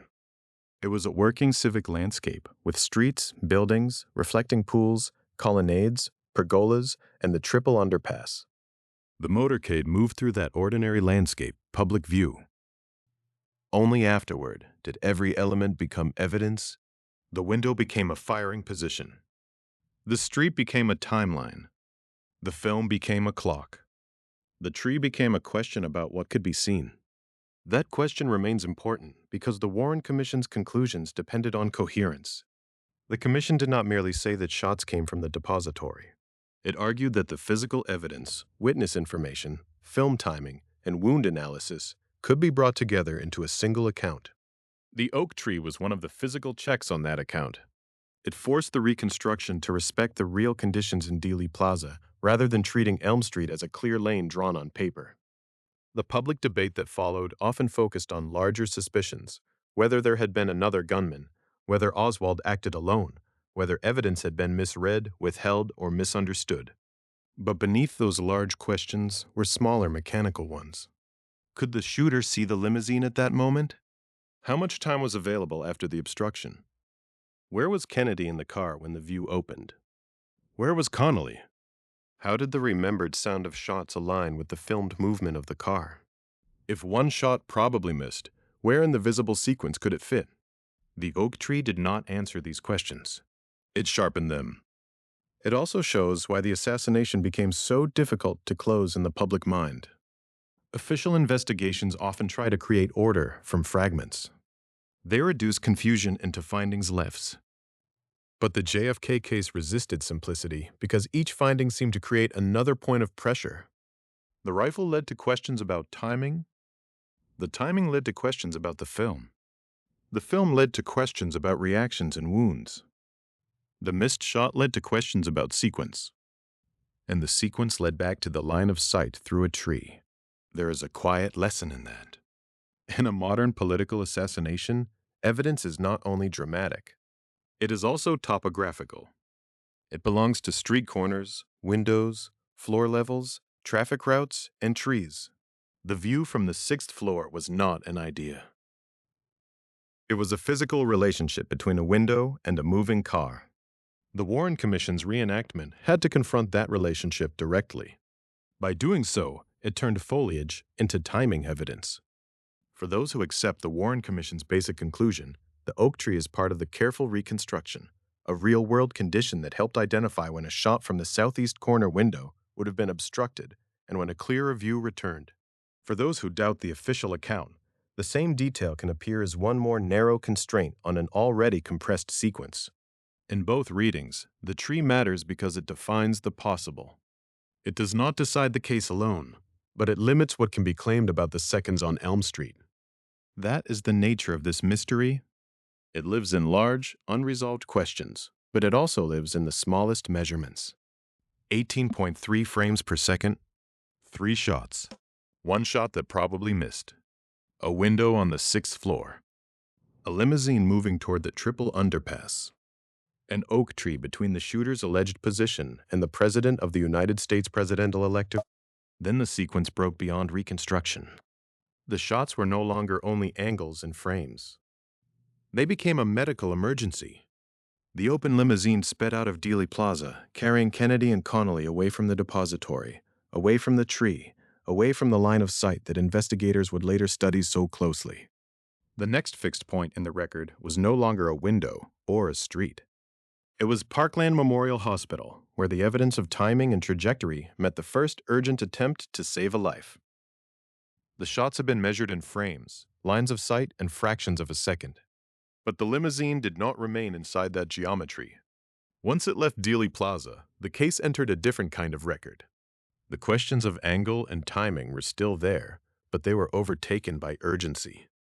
President John F. Continues left in third. Kennedy and Governor John Connolly were no longer only occupants in a moving car under investigation. They were patients being rushed through Dallas toward Parkland Memorial Hospital. This is where the assassination first became a medical crisis. The motorcade had been moving toward the Stemmons Freeway and the Dallas Trade Mart when the shooting shattered the schedule. Kennedy had come to Dallas for a public visit, a downtown procession, and a luncheon speech. Instead, the open presidential limousine carried him away from Elm Street and toward the nearest emergency care. The route, the crowd, the turn past the Texas School Book Depository, the line of sight from the 6th floor southeast corner window, all of it fell behind the car. Ahead was Parkland. Parkland Memorial Hospital became the first medical setting in the case because it was where the living emergency arrived before the official record had time to harden. The shooting had occurred at about 12:30 p.m. Central Standard Time on Friday, November 22, 1963. Within minutes, the focus shifted from the small landscape of Dealey Plaza to Trauma Room 1.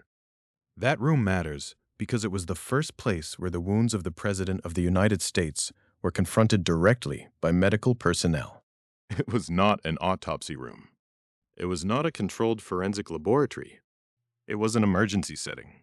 The purpose was not to reconstruct a shooting sequence. The purpose was to save a life. That distinction would become important later. Investigators and historians would spend years returning to the evidence from Dealey Plaza, the Zapruder film, the frame rate of 18.3 frames per second, the recovered cartridge cases, the Mannlicher Carcano rifle bearing serial number C2766, the nearly whole bullet found on Governor Connolly's stretcher, and the fragments recovered from the presidential limousine. But at Parkland, the immediate question was not who fired, or from where, or in what order. The immediate question was whether Kennedy could survive. The answer came at 1 p.m. Central Standard Time. President John F. Kennedy was pronounced dead at Parkland Memorial Hospital. The time is simple, but its meaning is enormous. Between the shooting at about 12:30 p.m. and the pronouncement at 1 p.m., the United States passed through one of the most compressed half-hours in its modern history. A political visit became an assassination. A motorcade became a crime scene. A hospital treatment room became the place where the presidency itself was thrown into uncertainty.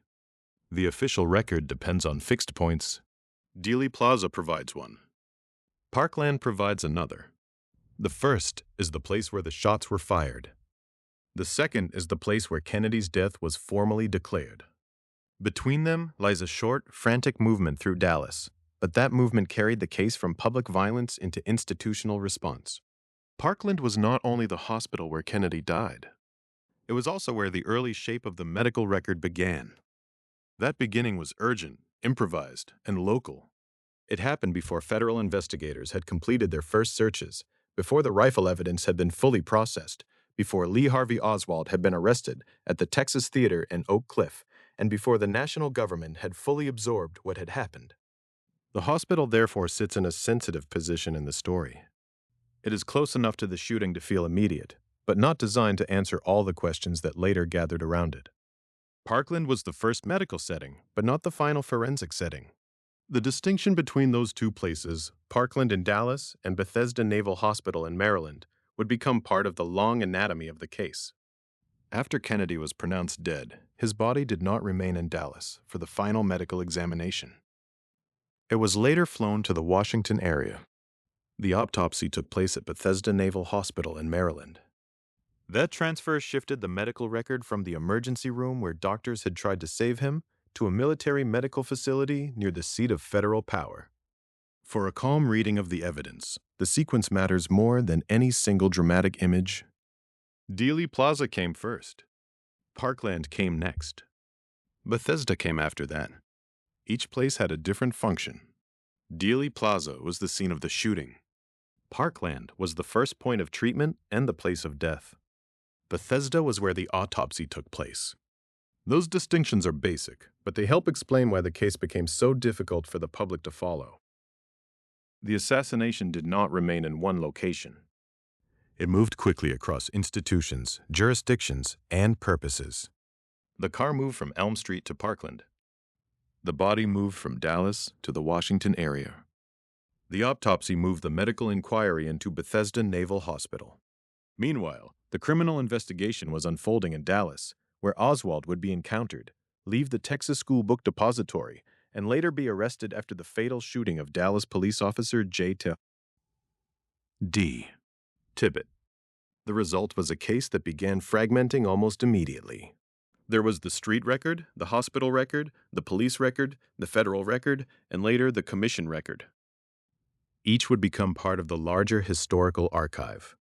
But in the first hour, none of that structure was visible. There was only the shock of arrival, the effort inside Trauma Room 1, and the announcement that the president was dead. Parkland also marks a change in emotional temperature. The earlier evidence can be studied with diagrams and measurements. A window can be located. A street can be surveyed. A film can be examined frame by frame. But the hospital forces the story back into human time. People had watched the motorcade pass. Secret Service agent Clint Hill had run toward the limousine after the shots. The occupants of the car had been exposed in public view. Then, suddenly, the central figure in that open car was behind hospital doors. That movement from public spectacle to medical emergency gave the assassination one of its lasting tensions. The public had seen enough to know something catastrophic had happened, but not enough to understand it. The official record had fixed times and locations, but the meaning of those facts was still forming. At 1 p.m., Central Standard Time, Kennedy's death was no longer rumor, fear, or visual evidence from a few terrible seconds. It was a declared fact. From that point forward, the case was no longer only about an attack on a president. It was about what happens when a president is killed in office. That question reached beyond Parkland. Vice President Lyndon B. Johnson was in Dallas as part of the same presidential trip. The emergency now had a constitutional dimension. The country needed continuity of government while the investigation was still in its earliest and most fragile stage. The body of John F. Kennedy would be flown from Dallas toward the Washington area. The autopsy would take place at Bethesda Naval Hospital in Maryland. But before the nation could even begin to examine the evidence fully, power had to transfer. So the story moved again, away from Trauma Room 1 and back toward Dallas Love Field. The hospital had confirmed the death. The next setting would confirm the succession. From Parkland Memorial Hospital, the story returned to the airport where the Dallas visit had begun only hours earlier. Dallas Love Field had been the place of arrival, the public gateway into a political trip through Texas. Now it became something else entirely. It became the place where national trauma had to be translated into constitutional action. The sequence was compressed almost beyond belief. President John F. Kennedy had arrived in Dallas shortly before noon on Friday, November 22, 1963. The motorcade had moved through downtown toward the Dallas Trade Mart. The shooting had occurred in Dealey Plaza at about 12:30 p.m. Central Standard Time. Kennedy had been taken to Parkland Memorial Hospital, treated in Trauma Room 1, and pronounced dead at 1 p.m. By 2:38 p.m. Central Standard Time, aboard Air Force One at Dallas Love Field, Vice President Lyndon B. Johnson took the presidential oath of office. The oath was administered by U.S. District Court Judge Sarah T. Hughes. In the bare constitutional sense, that was the essential fact. The office could not remain suspended in uncertainty. However confused the crime scene still was, however incomplete the medical record remained, however little investigators yet knew about the rifle, the window, the timing, or the suspect, the government had to continue. The death at Parkland had created an immediate constitutional necessity. The oath aboard Air Force One answered it. That moment is often remembered as an image of transition, but in the record of the assassination, it also marks a change in the shape of the case. Until then, the Dallas story had moved through physical spaces that would later be searched, measured, photographed, and argued over. Elm Street, the Texas School Book Depository, the 6th floor southeast corner window, the presidential limousine, Trauma Room 1. These were places where evidence could be located. A bullet fragment could be recovered. A film frame could be studied. A stretcher could become part of the record. A line of sight could be reconstructed. Air Force One was different. It was not the crime scene. It was not the hospital room. It was the seat of continuity under pressure. Yet it became inseparable from the assassination because the transfer of power happened while the first facts of the shooting were still unstable. At that hour, the country did not yet have the later architecture of explanation. There was no Warren Commission report. There was no final official conclusion that shots had been fired from the 6th floor southeast corner window of the Texas School Book Depository. There was no public finding that 3 shots had been fired, with one probably missing the limousine and its occupants. There was no later congressional conclusion, and no later dispute over acoustic evidence. There was only the immediate aftermath: a dead president, a wounded Texas governor, a city suddenly under investigation, and a vice president who had become president. This is why the oath aboard Air Force One matters to the mystery. It does not solve the crime. It does not identify a shooter. It does not explain a trajectory or resolve a contradiction. Its importance is different. It shows how quickly the assassination became 2 histories at once. One history was investigative. It would depend on witnesses, films, physical evidence, police actions, federal inquiries, autopsy findings, and later records. It would move backward from Parkland and Lovefield into the seconds on Elm Street, asking who fired, from where, how many times, and with what result. The other history was constitutional. It moved forward. It did not have the luxury of waiting for a completed investigation. It required a living president, a functioning executive branch, and a visible signal that the government had not been paralyzed by violence. That is what happened at Dallas Lovefield. The contrast is striking. In the investigative history, time slowed down. A few seconds of the Zapruder film would later be divided into frames, with the camera speed measured at 18.3 frames per second. A possible wound sequence would be debated within narrow frame ranges. The angle from a sixth-floor window would be compared with the moving position of the limousine. Even foliage from an oak tree would matter, because it affected visibility during part of the Elm Street sequence. But in the constitutional history, time accelerated. Less than 2 hours after Kennedy was pronounced dead, Johnson had taken the oath.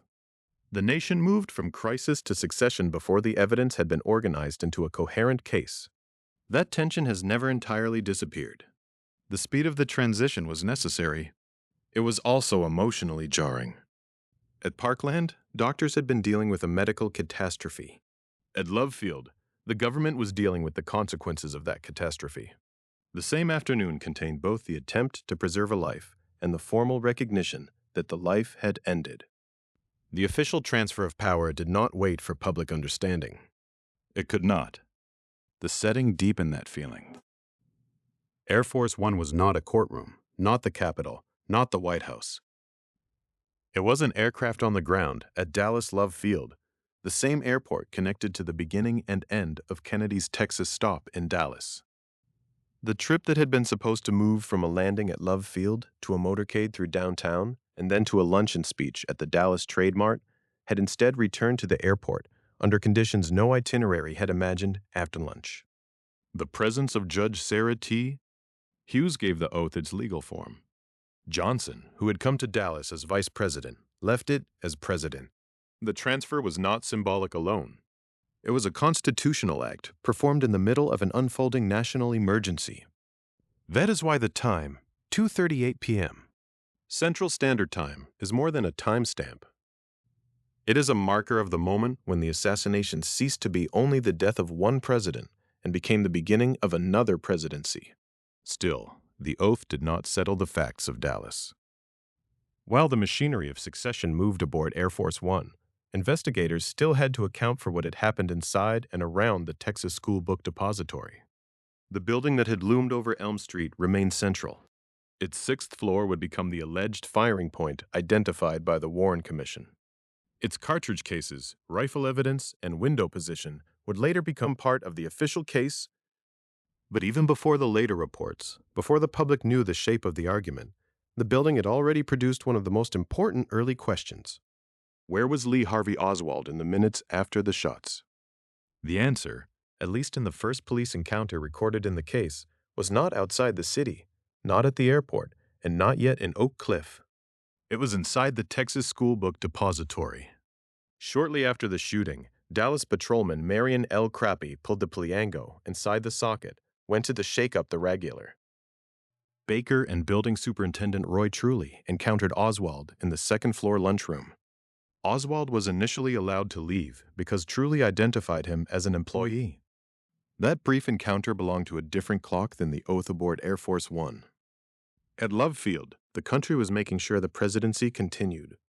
Back at the depository, the investigation was still trying to understand who had been where and when. The constitutional transition had already taken place. The search for the evidence was only beginning. At Dallas Love Field, the emergency had become constitutional. At the Texas School Book Depository, it was still physical, immediate, and uncertain. The building at 411 Elm Street had already become the center of attention, but in those first minutes, it was not yet the fixed symbol it would become in the national memory. It was a workplace, a warehouse and office building. A 7-story orange brick structure at the northwest corner of Houston and Elm Streets. It stood at the edge of Dealey Plaza, close enough to the motorcade route that every window, every floor, and every movement inside it would soon matter. The question that began to form there was simple, but it would not stay simple. Where was Lee Harvey Oswald after the shots? The Warren Commission would later identify Oswald as the man who fired from the 6th floor southeast corner window.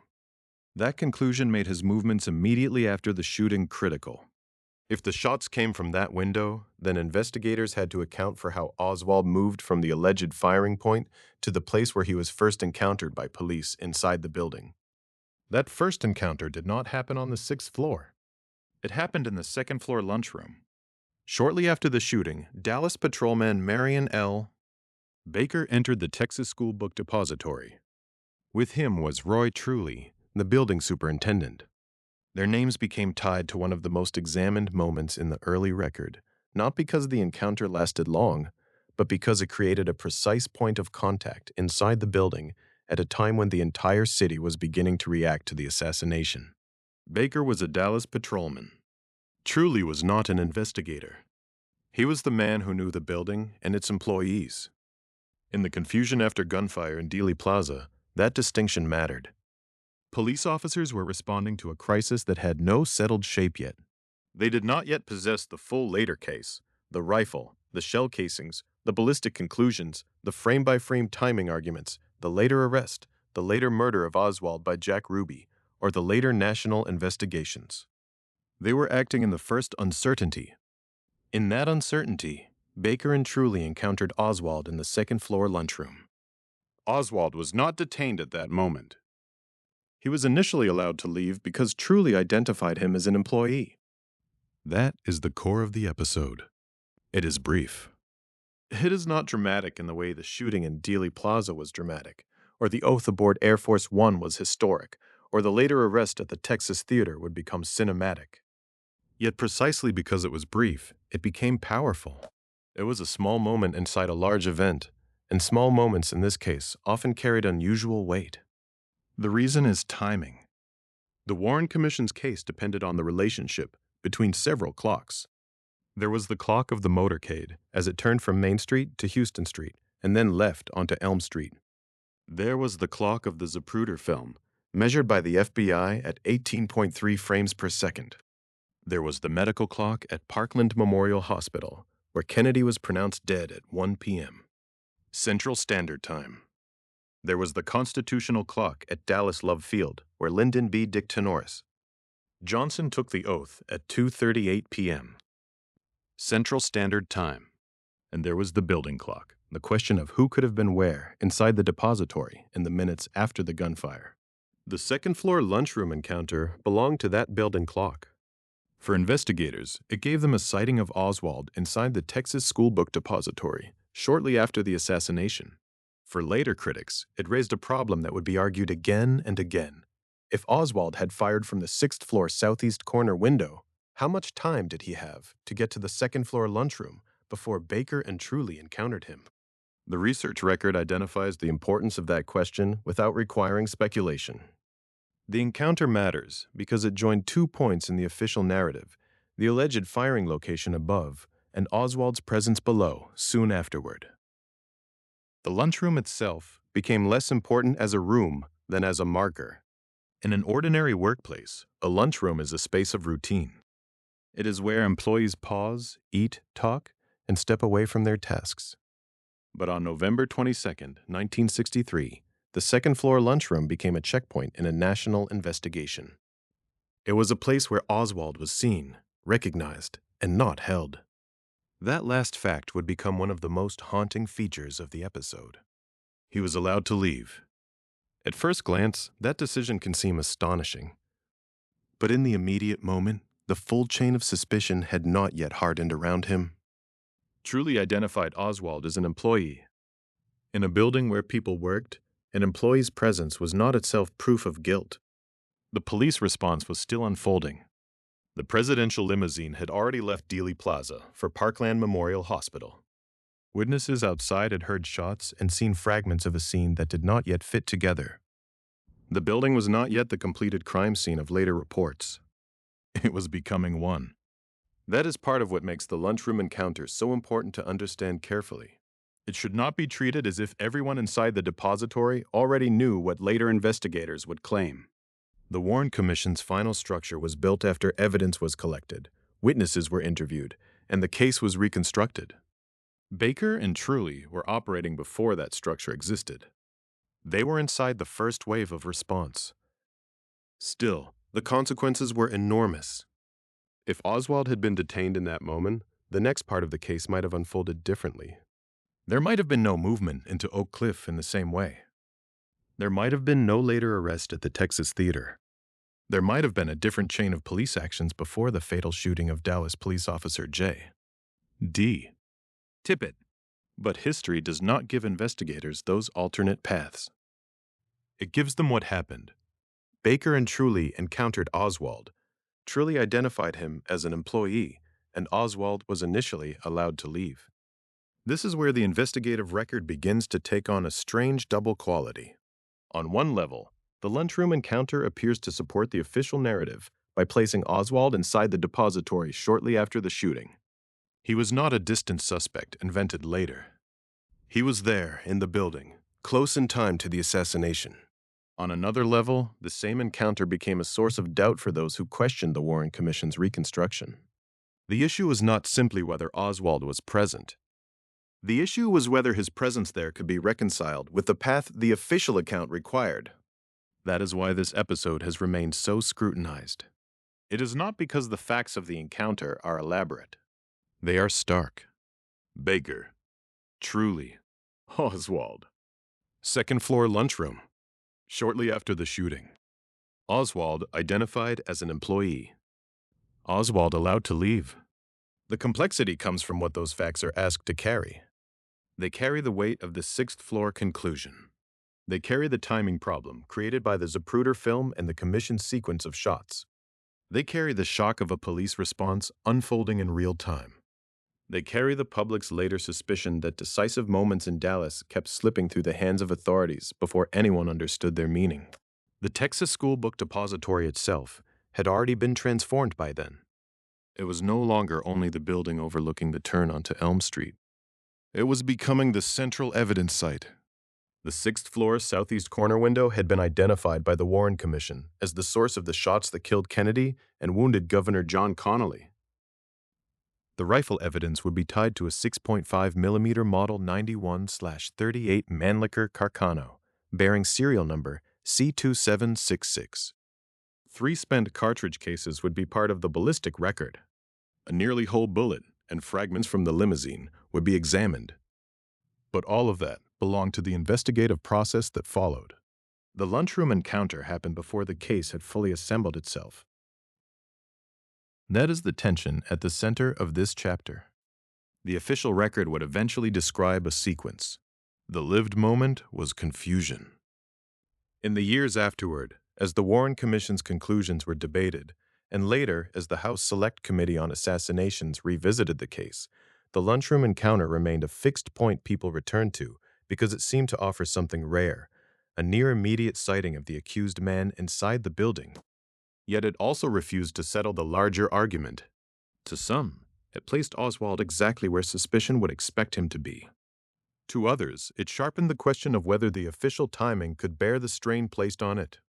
The encounter also shows how quickly an ordinary identification can become historically consequential. Roy Truly's recognition of Oswald as an employee was, in the moment, practical information. It helped Baker distinguish between a stranger and someone he belonged in the building. But later, that recognition became part of a chain that allowed Oswald to pass out of the depository and into the next phase of the case. After the lunchroom encounter, the story began to move away from Dealey Plaza. The investigation did not remain confined to the orange brick building at Houston and Elm. Oswald's path would be traced toward Oak Cliff, including his rooming house at 1026 North Beckley Avenue, and then toward West Jefferson Boulevard. The assassination inquiry would soon intersect with another killing, the fatal shooting of Dallas patrolman J. D. Tippit near 10th Street and Patton Avenue. The second-floor lunchroom, then, was not an ending. It was a passage. It was the moment when a man who would soon become the central suspect was seen and released, still moving through a city that had not yet caught up with what had happened. Dealey Plaza produced the shots. Parkland had confirmed the death. Air Force One had secured the succession of... But in the depository, the trail was still forming, and Lee Harvey Oswald had just left the building. The trail out of the Texas School Book Depository did not move in a straight line. It moved through fragments: a workplace sighting, a departure from downtown, a rooming house in Oak Cliff, a police broadcast, a second killing, and then the darkened interior of a neighborhood movie theater. By the time Lee Harvey Oswald was taken into custody at the Texas Theater on West Jefferson Boulevard, the investigation had already changed shape.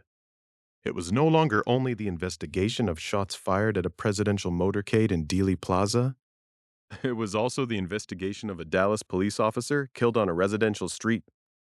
That shift matters because it compressed the case into a few violent hours. On Friday, November 22, 1963, the nation was still trying to understand that President John F. Kennedy had been shot and pronounced dead at Parkland Memorial Hospital. At the same time, Dallas police were trying to locate and question people connected to the Texas School Book Depository at 411 Elm Street.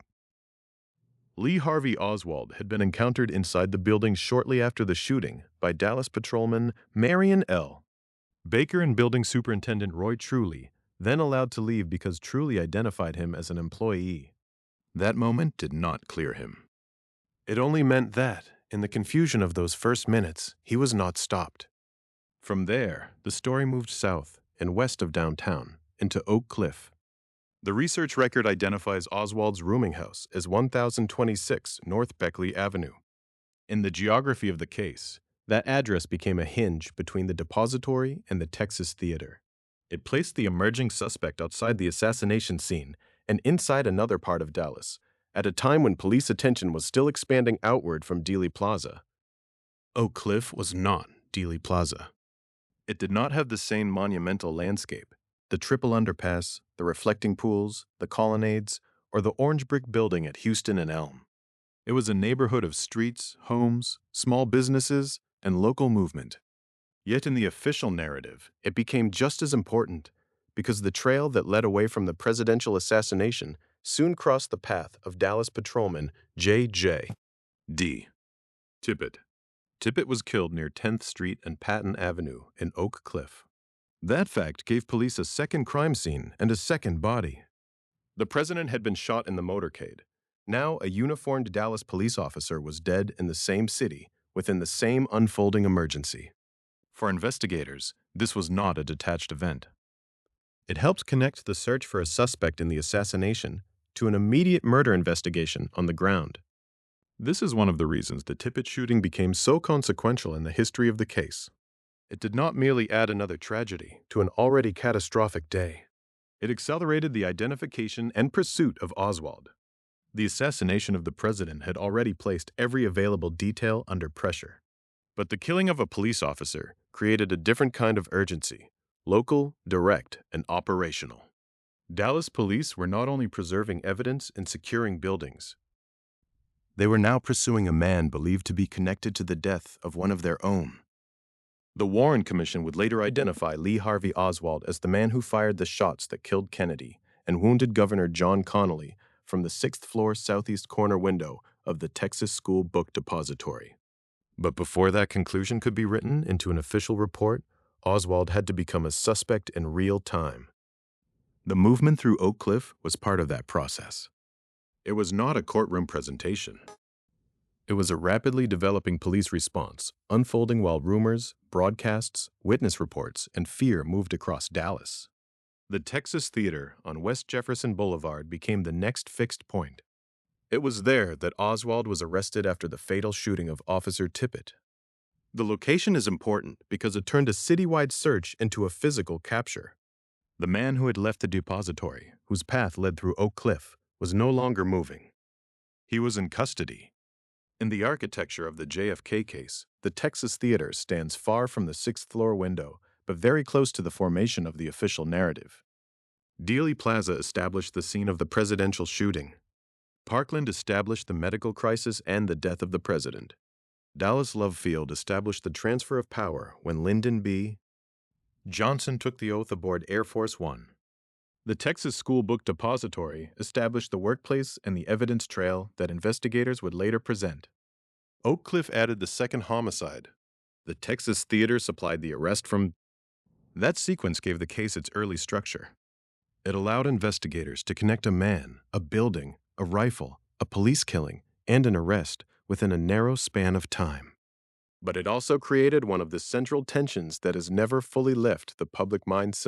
The official case would come to depend not only on forensic evidence from the depository, such as the Mannlicher Carcano rifle, bearing serial number C2766, the 3 spent cartridge cases, the nearly whole bullet found on Governor Connolly's stretcher, and fragments from the Limousine.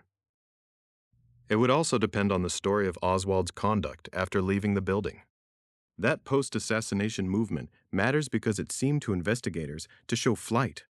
Yet to later audiences, every step in that movement became another place to ask questions. How quickly did the focus shift? How much was known at each moment? What did police know from Dealey Plaza, and what did they know from Oak Cliff? When did Oswald become the central suspect in the assassination, as opposed to a suspect in the killing of Officer Tippit? The record supplies the major landmarks, but the pressure of the timeline helped ensure that the landmarks themselves would be examined again and again. The murder of Officer Tippit also changed the emotional register of the investigation. Kennedy's death was national trauma, almost too large to absorb. Tippit's death was intimate and local. He was a Dallas patrolman, killed on duty, in the middle of the same emergency that had already overwhelmed the city. His death made the search more immediate for the police department. It also gave prosecutors and later investigators another act to place alongside the assassination when describing Oswald's behavior that afternoon. But the case did not slow down after the arrest at the Texas Theater. If anything, it became more unstable. Oswald was now in police custody, but the country still had no trial, no sworn public testimony from him in an adversarial courtroom, and no final tested account. He had been arrested after the killing of Tippit and identified by the Warren Commission as the assassin of President Kennedy. Yet the machinery of justice had only begun to move. That is why Oak Cliff remains more than a geographic detour. It is the passage between the shooting in Dealey Plaza and the custody of the accused man. It is where the investigation stopped being centered only on a window, a motorcade, and a rifle, and became centered on a living suspect who could be questioned, charged, defended, and tried. For a brief moment, that possibility existed. Oswald was alive. He was in the hands of Dallas authorities. The official process could still have moved toward open court, public evidence, cross-examination, and a verdict reached under legal scrutiny. But the case was about to take another turn, this time inside Dallas Police Headquarters. The suspect captured at the Texas Theater would not live to stand trial. For a brief moment after the arrest at the Texas Theater, the case still had a legal future. Lee Harvey Oswald was alive. He was in custody. The evidence gathered in Dealey Plaza, inside the Texas School Book Depository, and in Oak Cliff could still have been tested in the formal setting of a courtroom. That possibility matters because a trial is not just a ceremony at the end of an investigation. It is a public contest over facts. Witnesses are questioned. Physical evidence is introduced and challenged. Timelines are pressed from both sides. Police work is examined under oath. The accused has a defense. The government has to prove its case. For the assassination of President John F.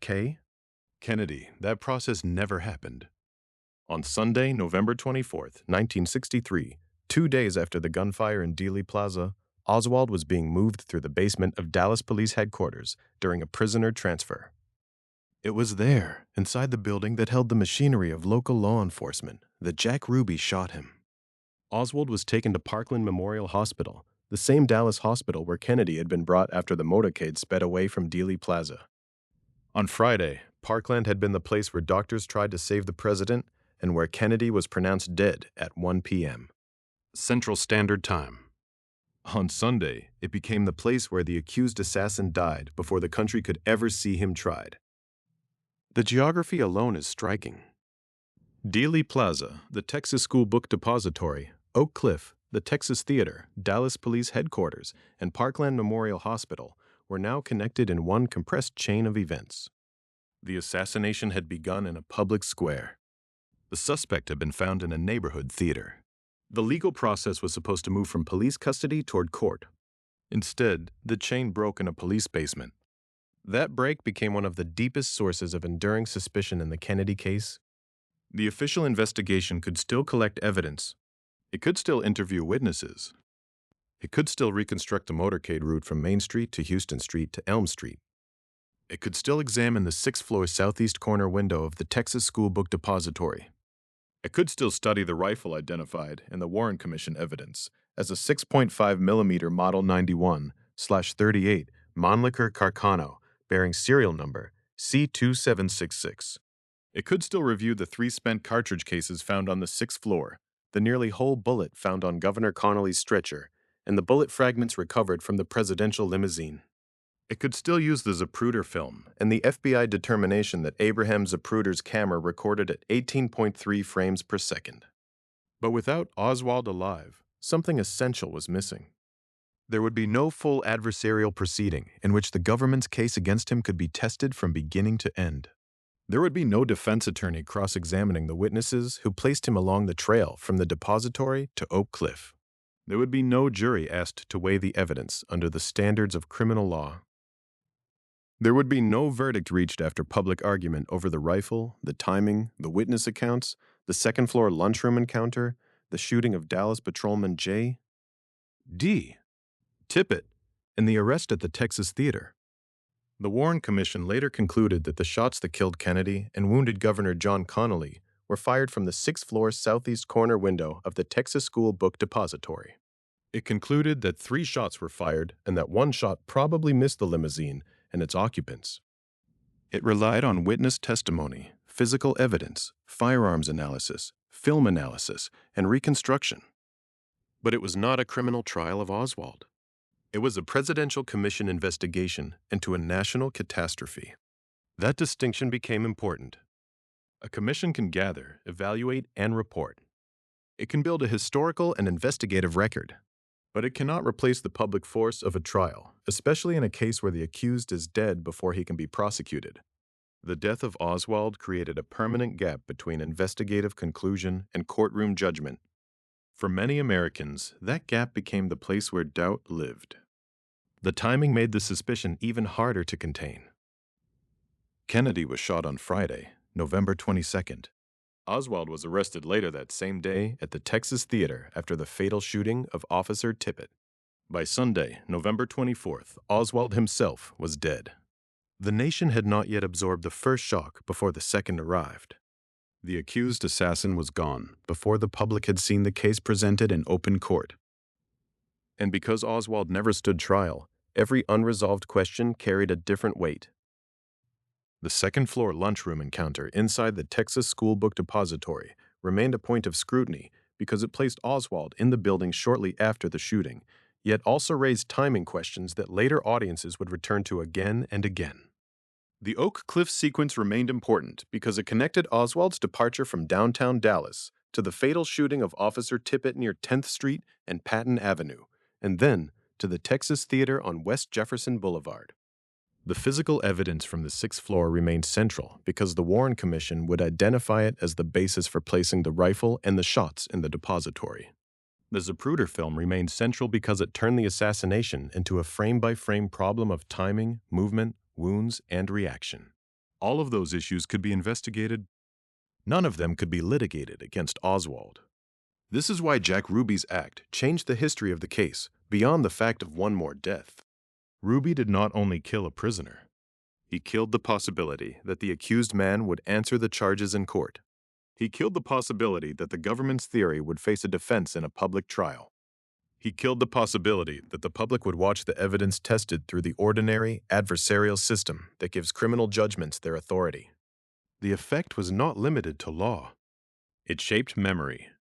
In the years that followed, the Kennedy assassination became more than an argument about bullets, windows, and films. It became an argument about process. What happens when the accused man is dead? What happens when the country receives an official conclusion, but not a courtroom verdict? What happens when the central suspect is identified by investigators, but never confronted by prosecution and defense before a jury? Those questions did not prove that the official conclusions were wrong, but they helped explain why the conclusions did not end the mystery. The death of Oswald meant that every later investigation had to work around an absence. The Warren Commission could state its findings. The House Select Committee on Assassinations could later revisit the case and report that Oswald fired 3 shots, while also concluding that Kennedy was probably assassinated as the result of a conspiracy. The National Research Council's Committee on Ballistic Acoustics could later challenge the acoustic basis for a second gunman conclusion. Each body could examine records, testimony, evidence, and technical claims. But none could restore the lost trial. That is the shadow left by the basement of Dallas Police Headquarters.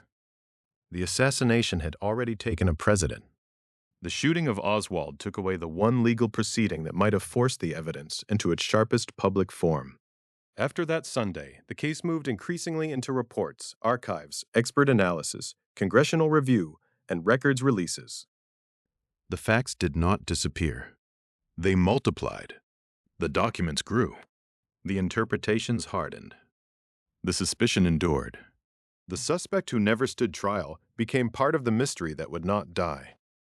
And from that absence, the case moved into its long afterlife. Official conclusions, later doubts, challenged evidence, and millions of pages of records trying to answer questions that a courtroom never got to ask. After that Sunday in the basement of Dallas Police Headquarters, the assassination entered a different kind of history.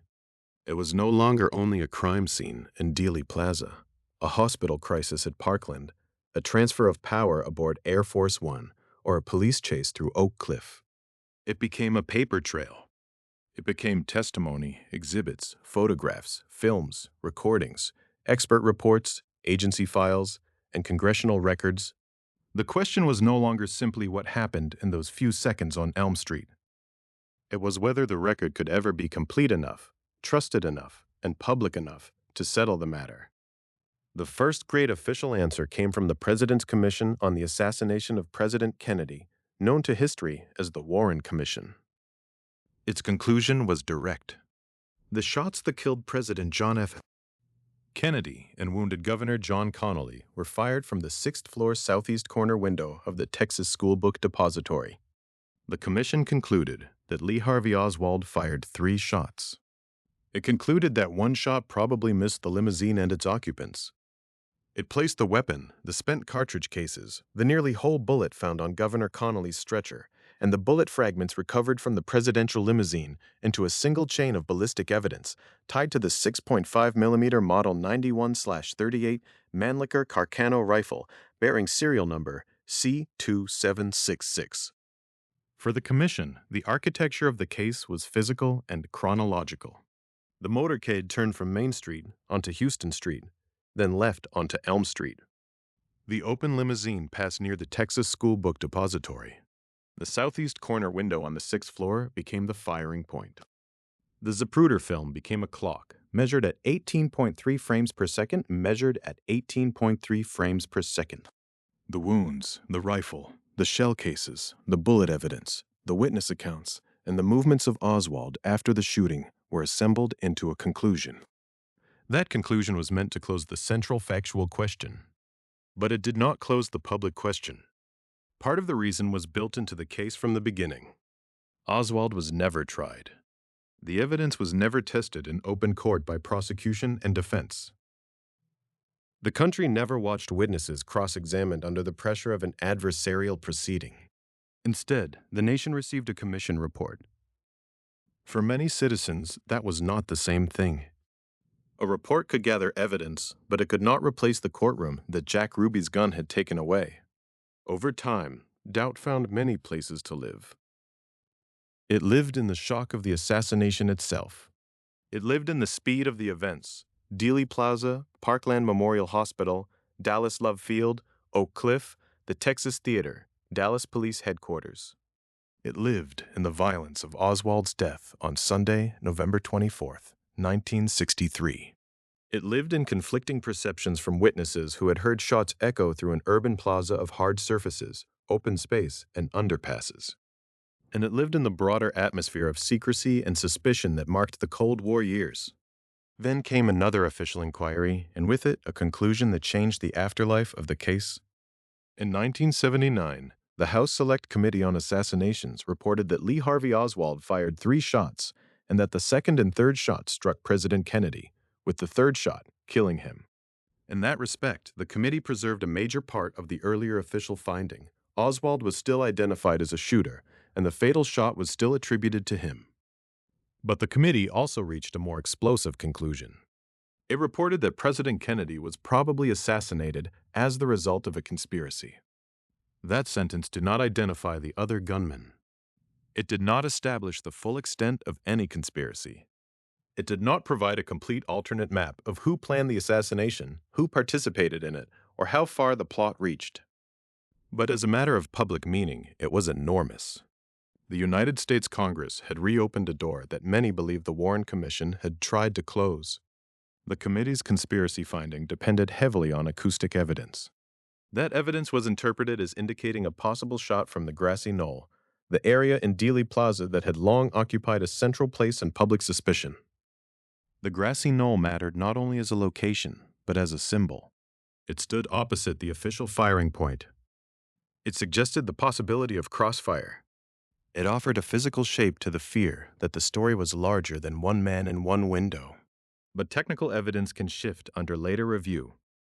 In 1982, the National Research Council's Committee on Ballistic Acoustics examined the acoustic claims and reached a different conclusion. It concluded that the acoustic data did not demonstrate a grassy knoll shot. It also concluded that the data did not support a conclusion that there was a second gunman. That finding did not erase the House Select Committee's place in the history of the case, but it weakened the technical foundation of the committee's most controversial conclusion. And so the official record was left in tension. The Warren Commission had concluded that Oswald alone fired from the 6th floor southeast corner window. The House Select Committee had concluded that Oswald fired 3 shots, but that Kennedy was probably assassinated as the result of a conspiracy. The National Research Council later concluded that the acoustic evidence did not support the second gunman conclusion. For the public, this sequence did not feel like closure. It felt like layers. Each investigation had its own authority. Each used records, witnesses, experts, and technical analysis. Each belonged to a different moment in American life. The Warren Commission emerged in the immediate aftermath of national trauma. The House Select Committee emerged after years of public skepticism and institutional mistrust. The National Research Council review came as a technical reassessment of one of the most consequential pieces of disputed evidence. Together, they show why the Kennedy assassination never became only a historical event. It became a test of evidence itself. What counts as proof? What happens when official findings differ? How should later technical review change public understanding? And how much uncertainty can remain in a case whose consequences were so large? The record's legacy is the final answer the government offered, not to the question of guilt alone, but to the question of access. The President John F. Kennedy Assassination Records Collection at the National Archives contains more than 6 million pages of records, along with photographs, motion pictures, sound recordings, and artifacts. Its holdings include materials from the Warren Commission, the House Select Committee on Assassinations, federal agencies, and related sources. The collection is not a single explanation. It is a vast documentary landscape. That landscape exists in part because of the John F. Kennedy Assassination Records Collection Act of 1992. The act created a centralized collection at the National Archives and established a presumption of immediate disclosure for assassination-related records. The principle behind it was simple and powerful. In a case this important, secrecy itself had become part of the story. The remedy was to gather the records, preserve them, and make disclosure the rule rather than the exception. There is a quiet irony in that.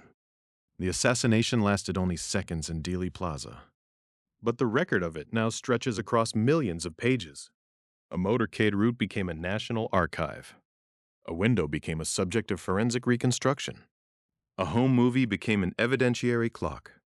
A rifle, 3 cartridge cases, a stretcher bullet, and fragments from a limousine became objects of public debate. A man who never stood trial became the center of official findings and enduring doubt. Dealey Plaza itself was later designated a National Historic Landmark in 1993 because of its national historical significance connected to Kennedy's assassination. The place remains visible. The Texas School Book Depository, the triple underpass, the reflecting pools, the colonnades, the pergolas, and the open slope of the grassy knoll. The landscape is small.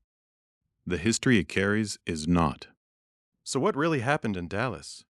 The most established official conclusion remains that Lee Harvey Oswald fired the shots from the 6th floor southeast corner window of the Texas School Book Depository. A later congressional inquiry agreed that Oswald fired 3 shots, but added that Kennedy was probably assassinated as the result of a conspiracy it could not fully define. A later scientific review rejected the acoustic basis for a grassy knoll shot and did not support the conclusion of a second gunman. Those are not rumors. They are the record's own unresolved shape. The mystery survives not because there are no facts, but because there are so many facts carrying different weights and different hands. It survives because the legal trial never happened. It survives because official certainty and official doubt both entered the archive. It survives because records can preserve evidence, but they cannot always restore trust. In the end, the case was not buried by documents. It was kept alive by them. 6 million pages can narrow questions, correct errors, and expose hidden paths. They can also remind us that history is not always a door that closes. Sometimes it is a room filled with boxes, reels of film, photographs, reports, and voices waiting for each generation to ask again what the evidence can bear. Dallas remains there, in the archive and in the plaza. The turn onto Elm Street, the open limousine, the 6th floor window, the hospital rush, the oath aboard Air Force One, the arrest in the Texas theater, the basement shooting, and the long paper trail that followed. The records could preserve the facts. They could challenge falsehoods. They could open government files to public view.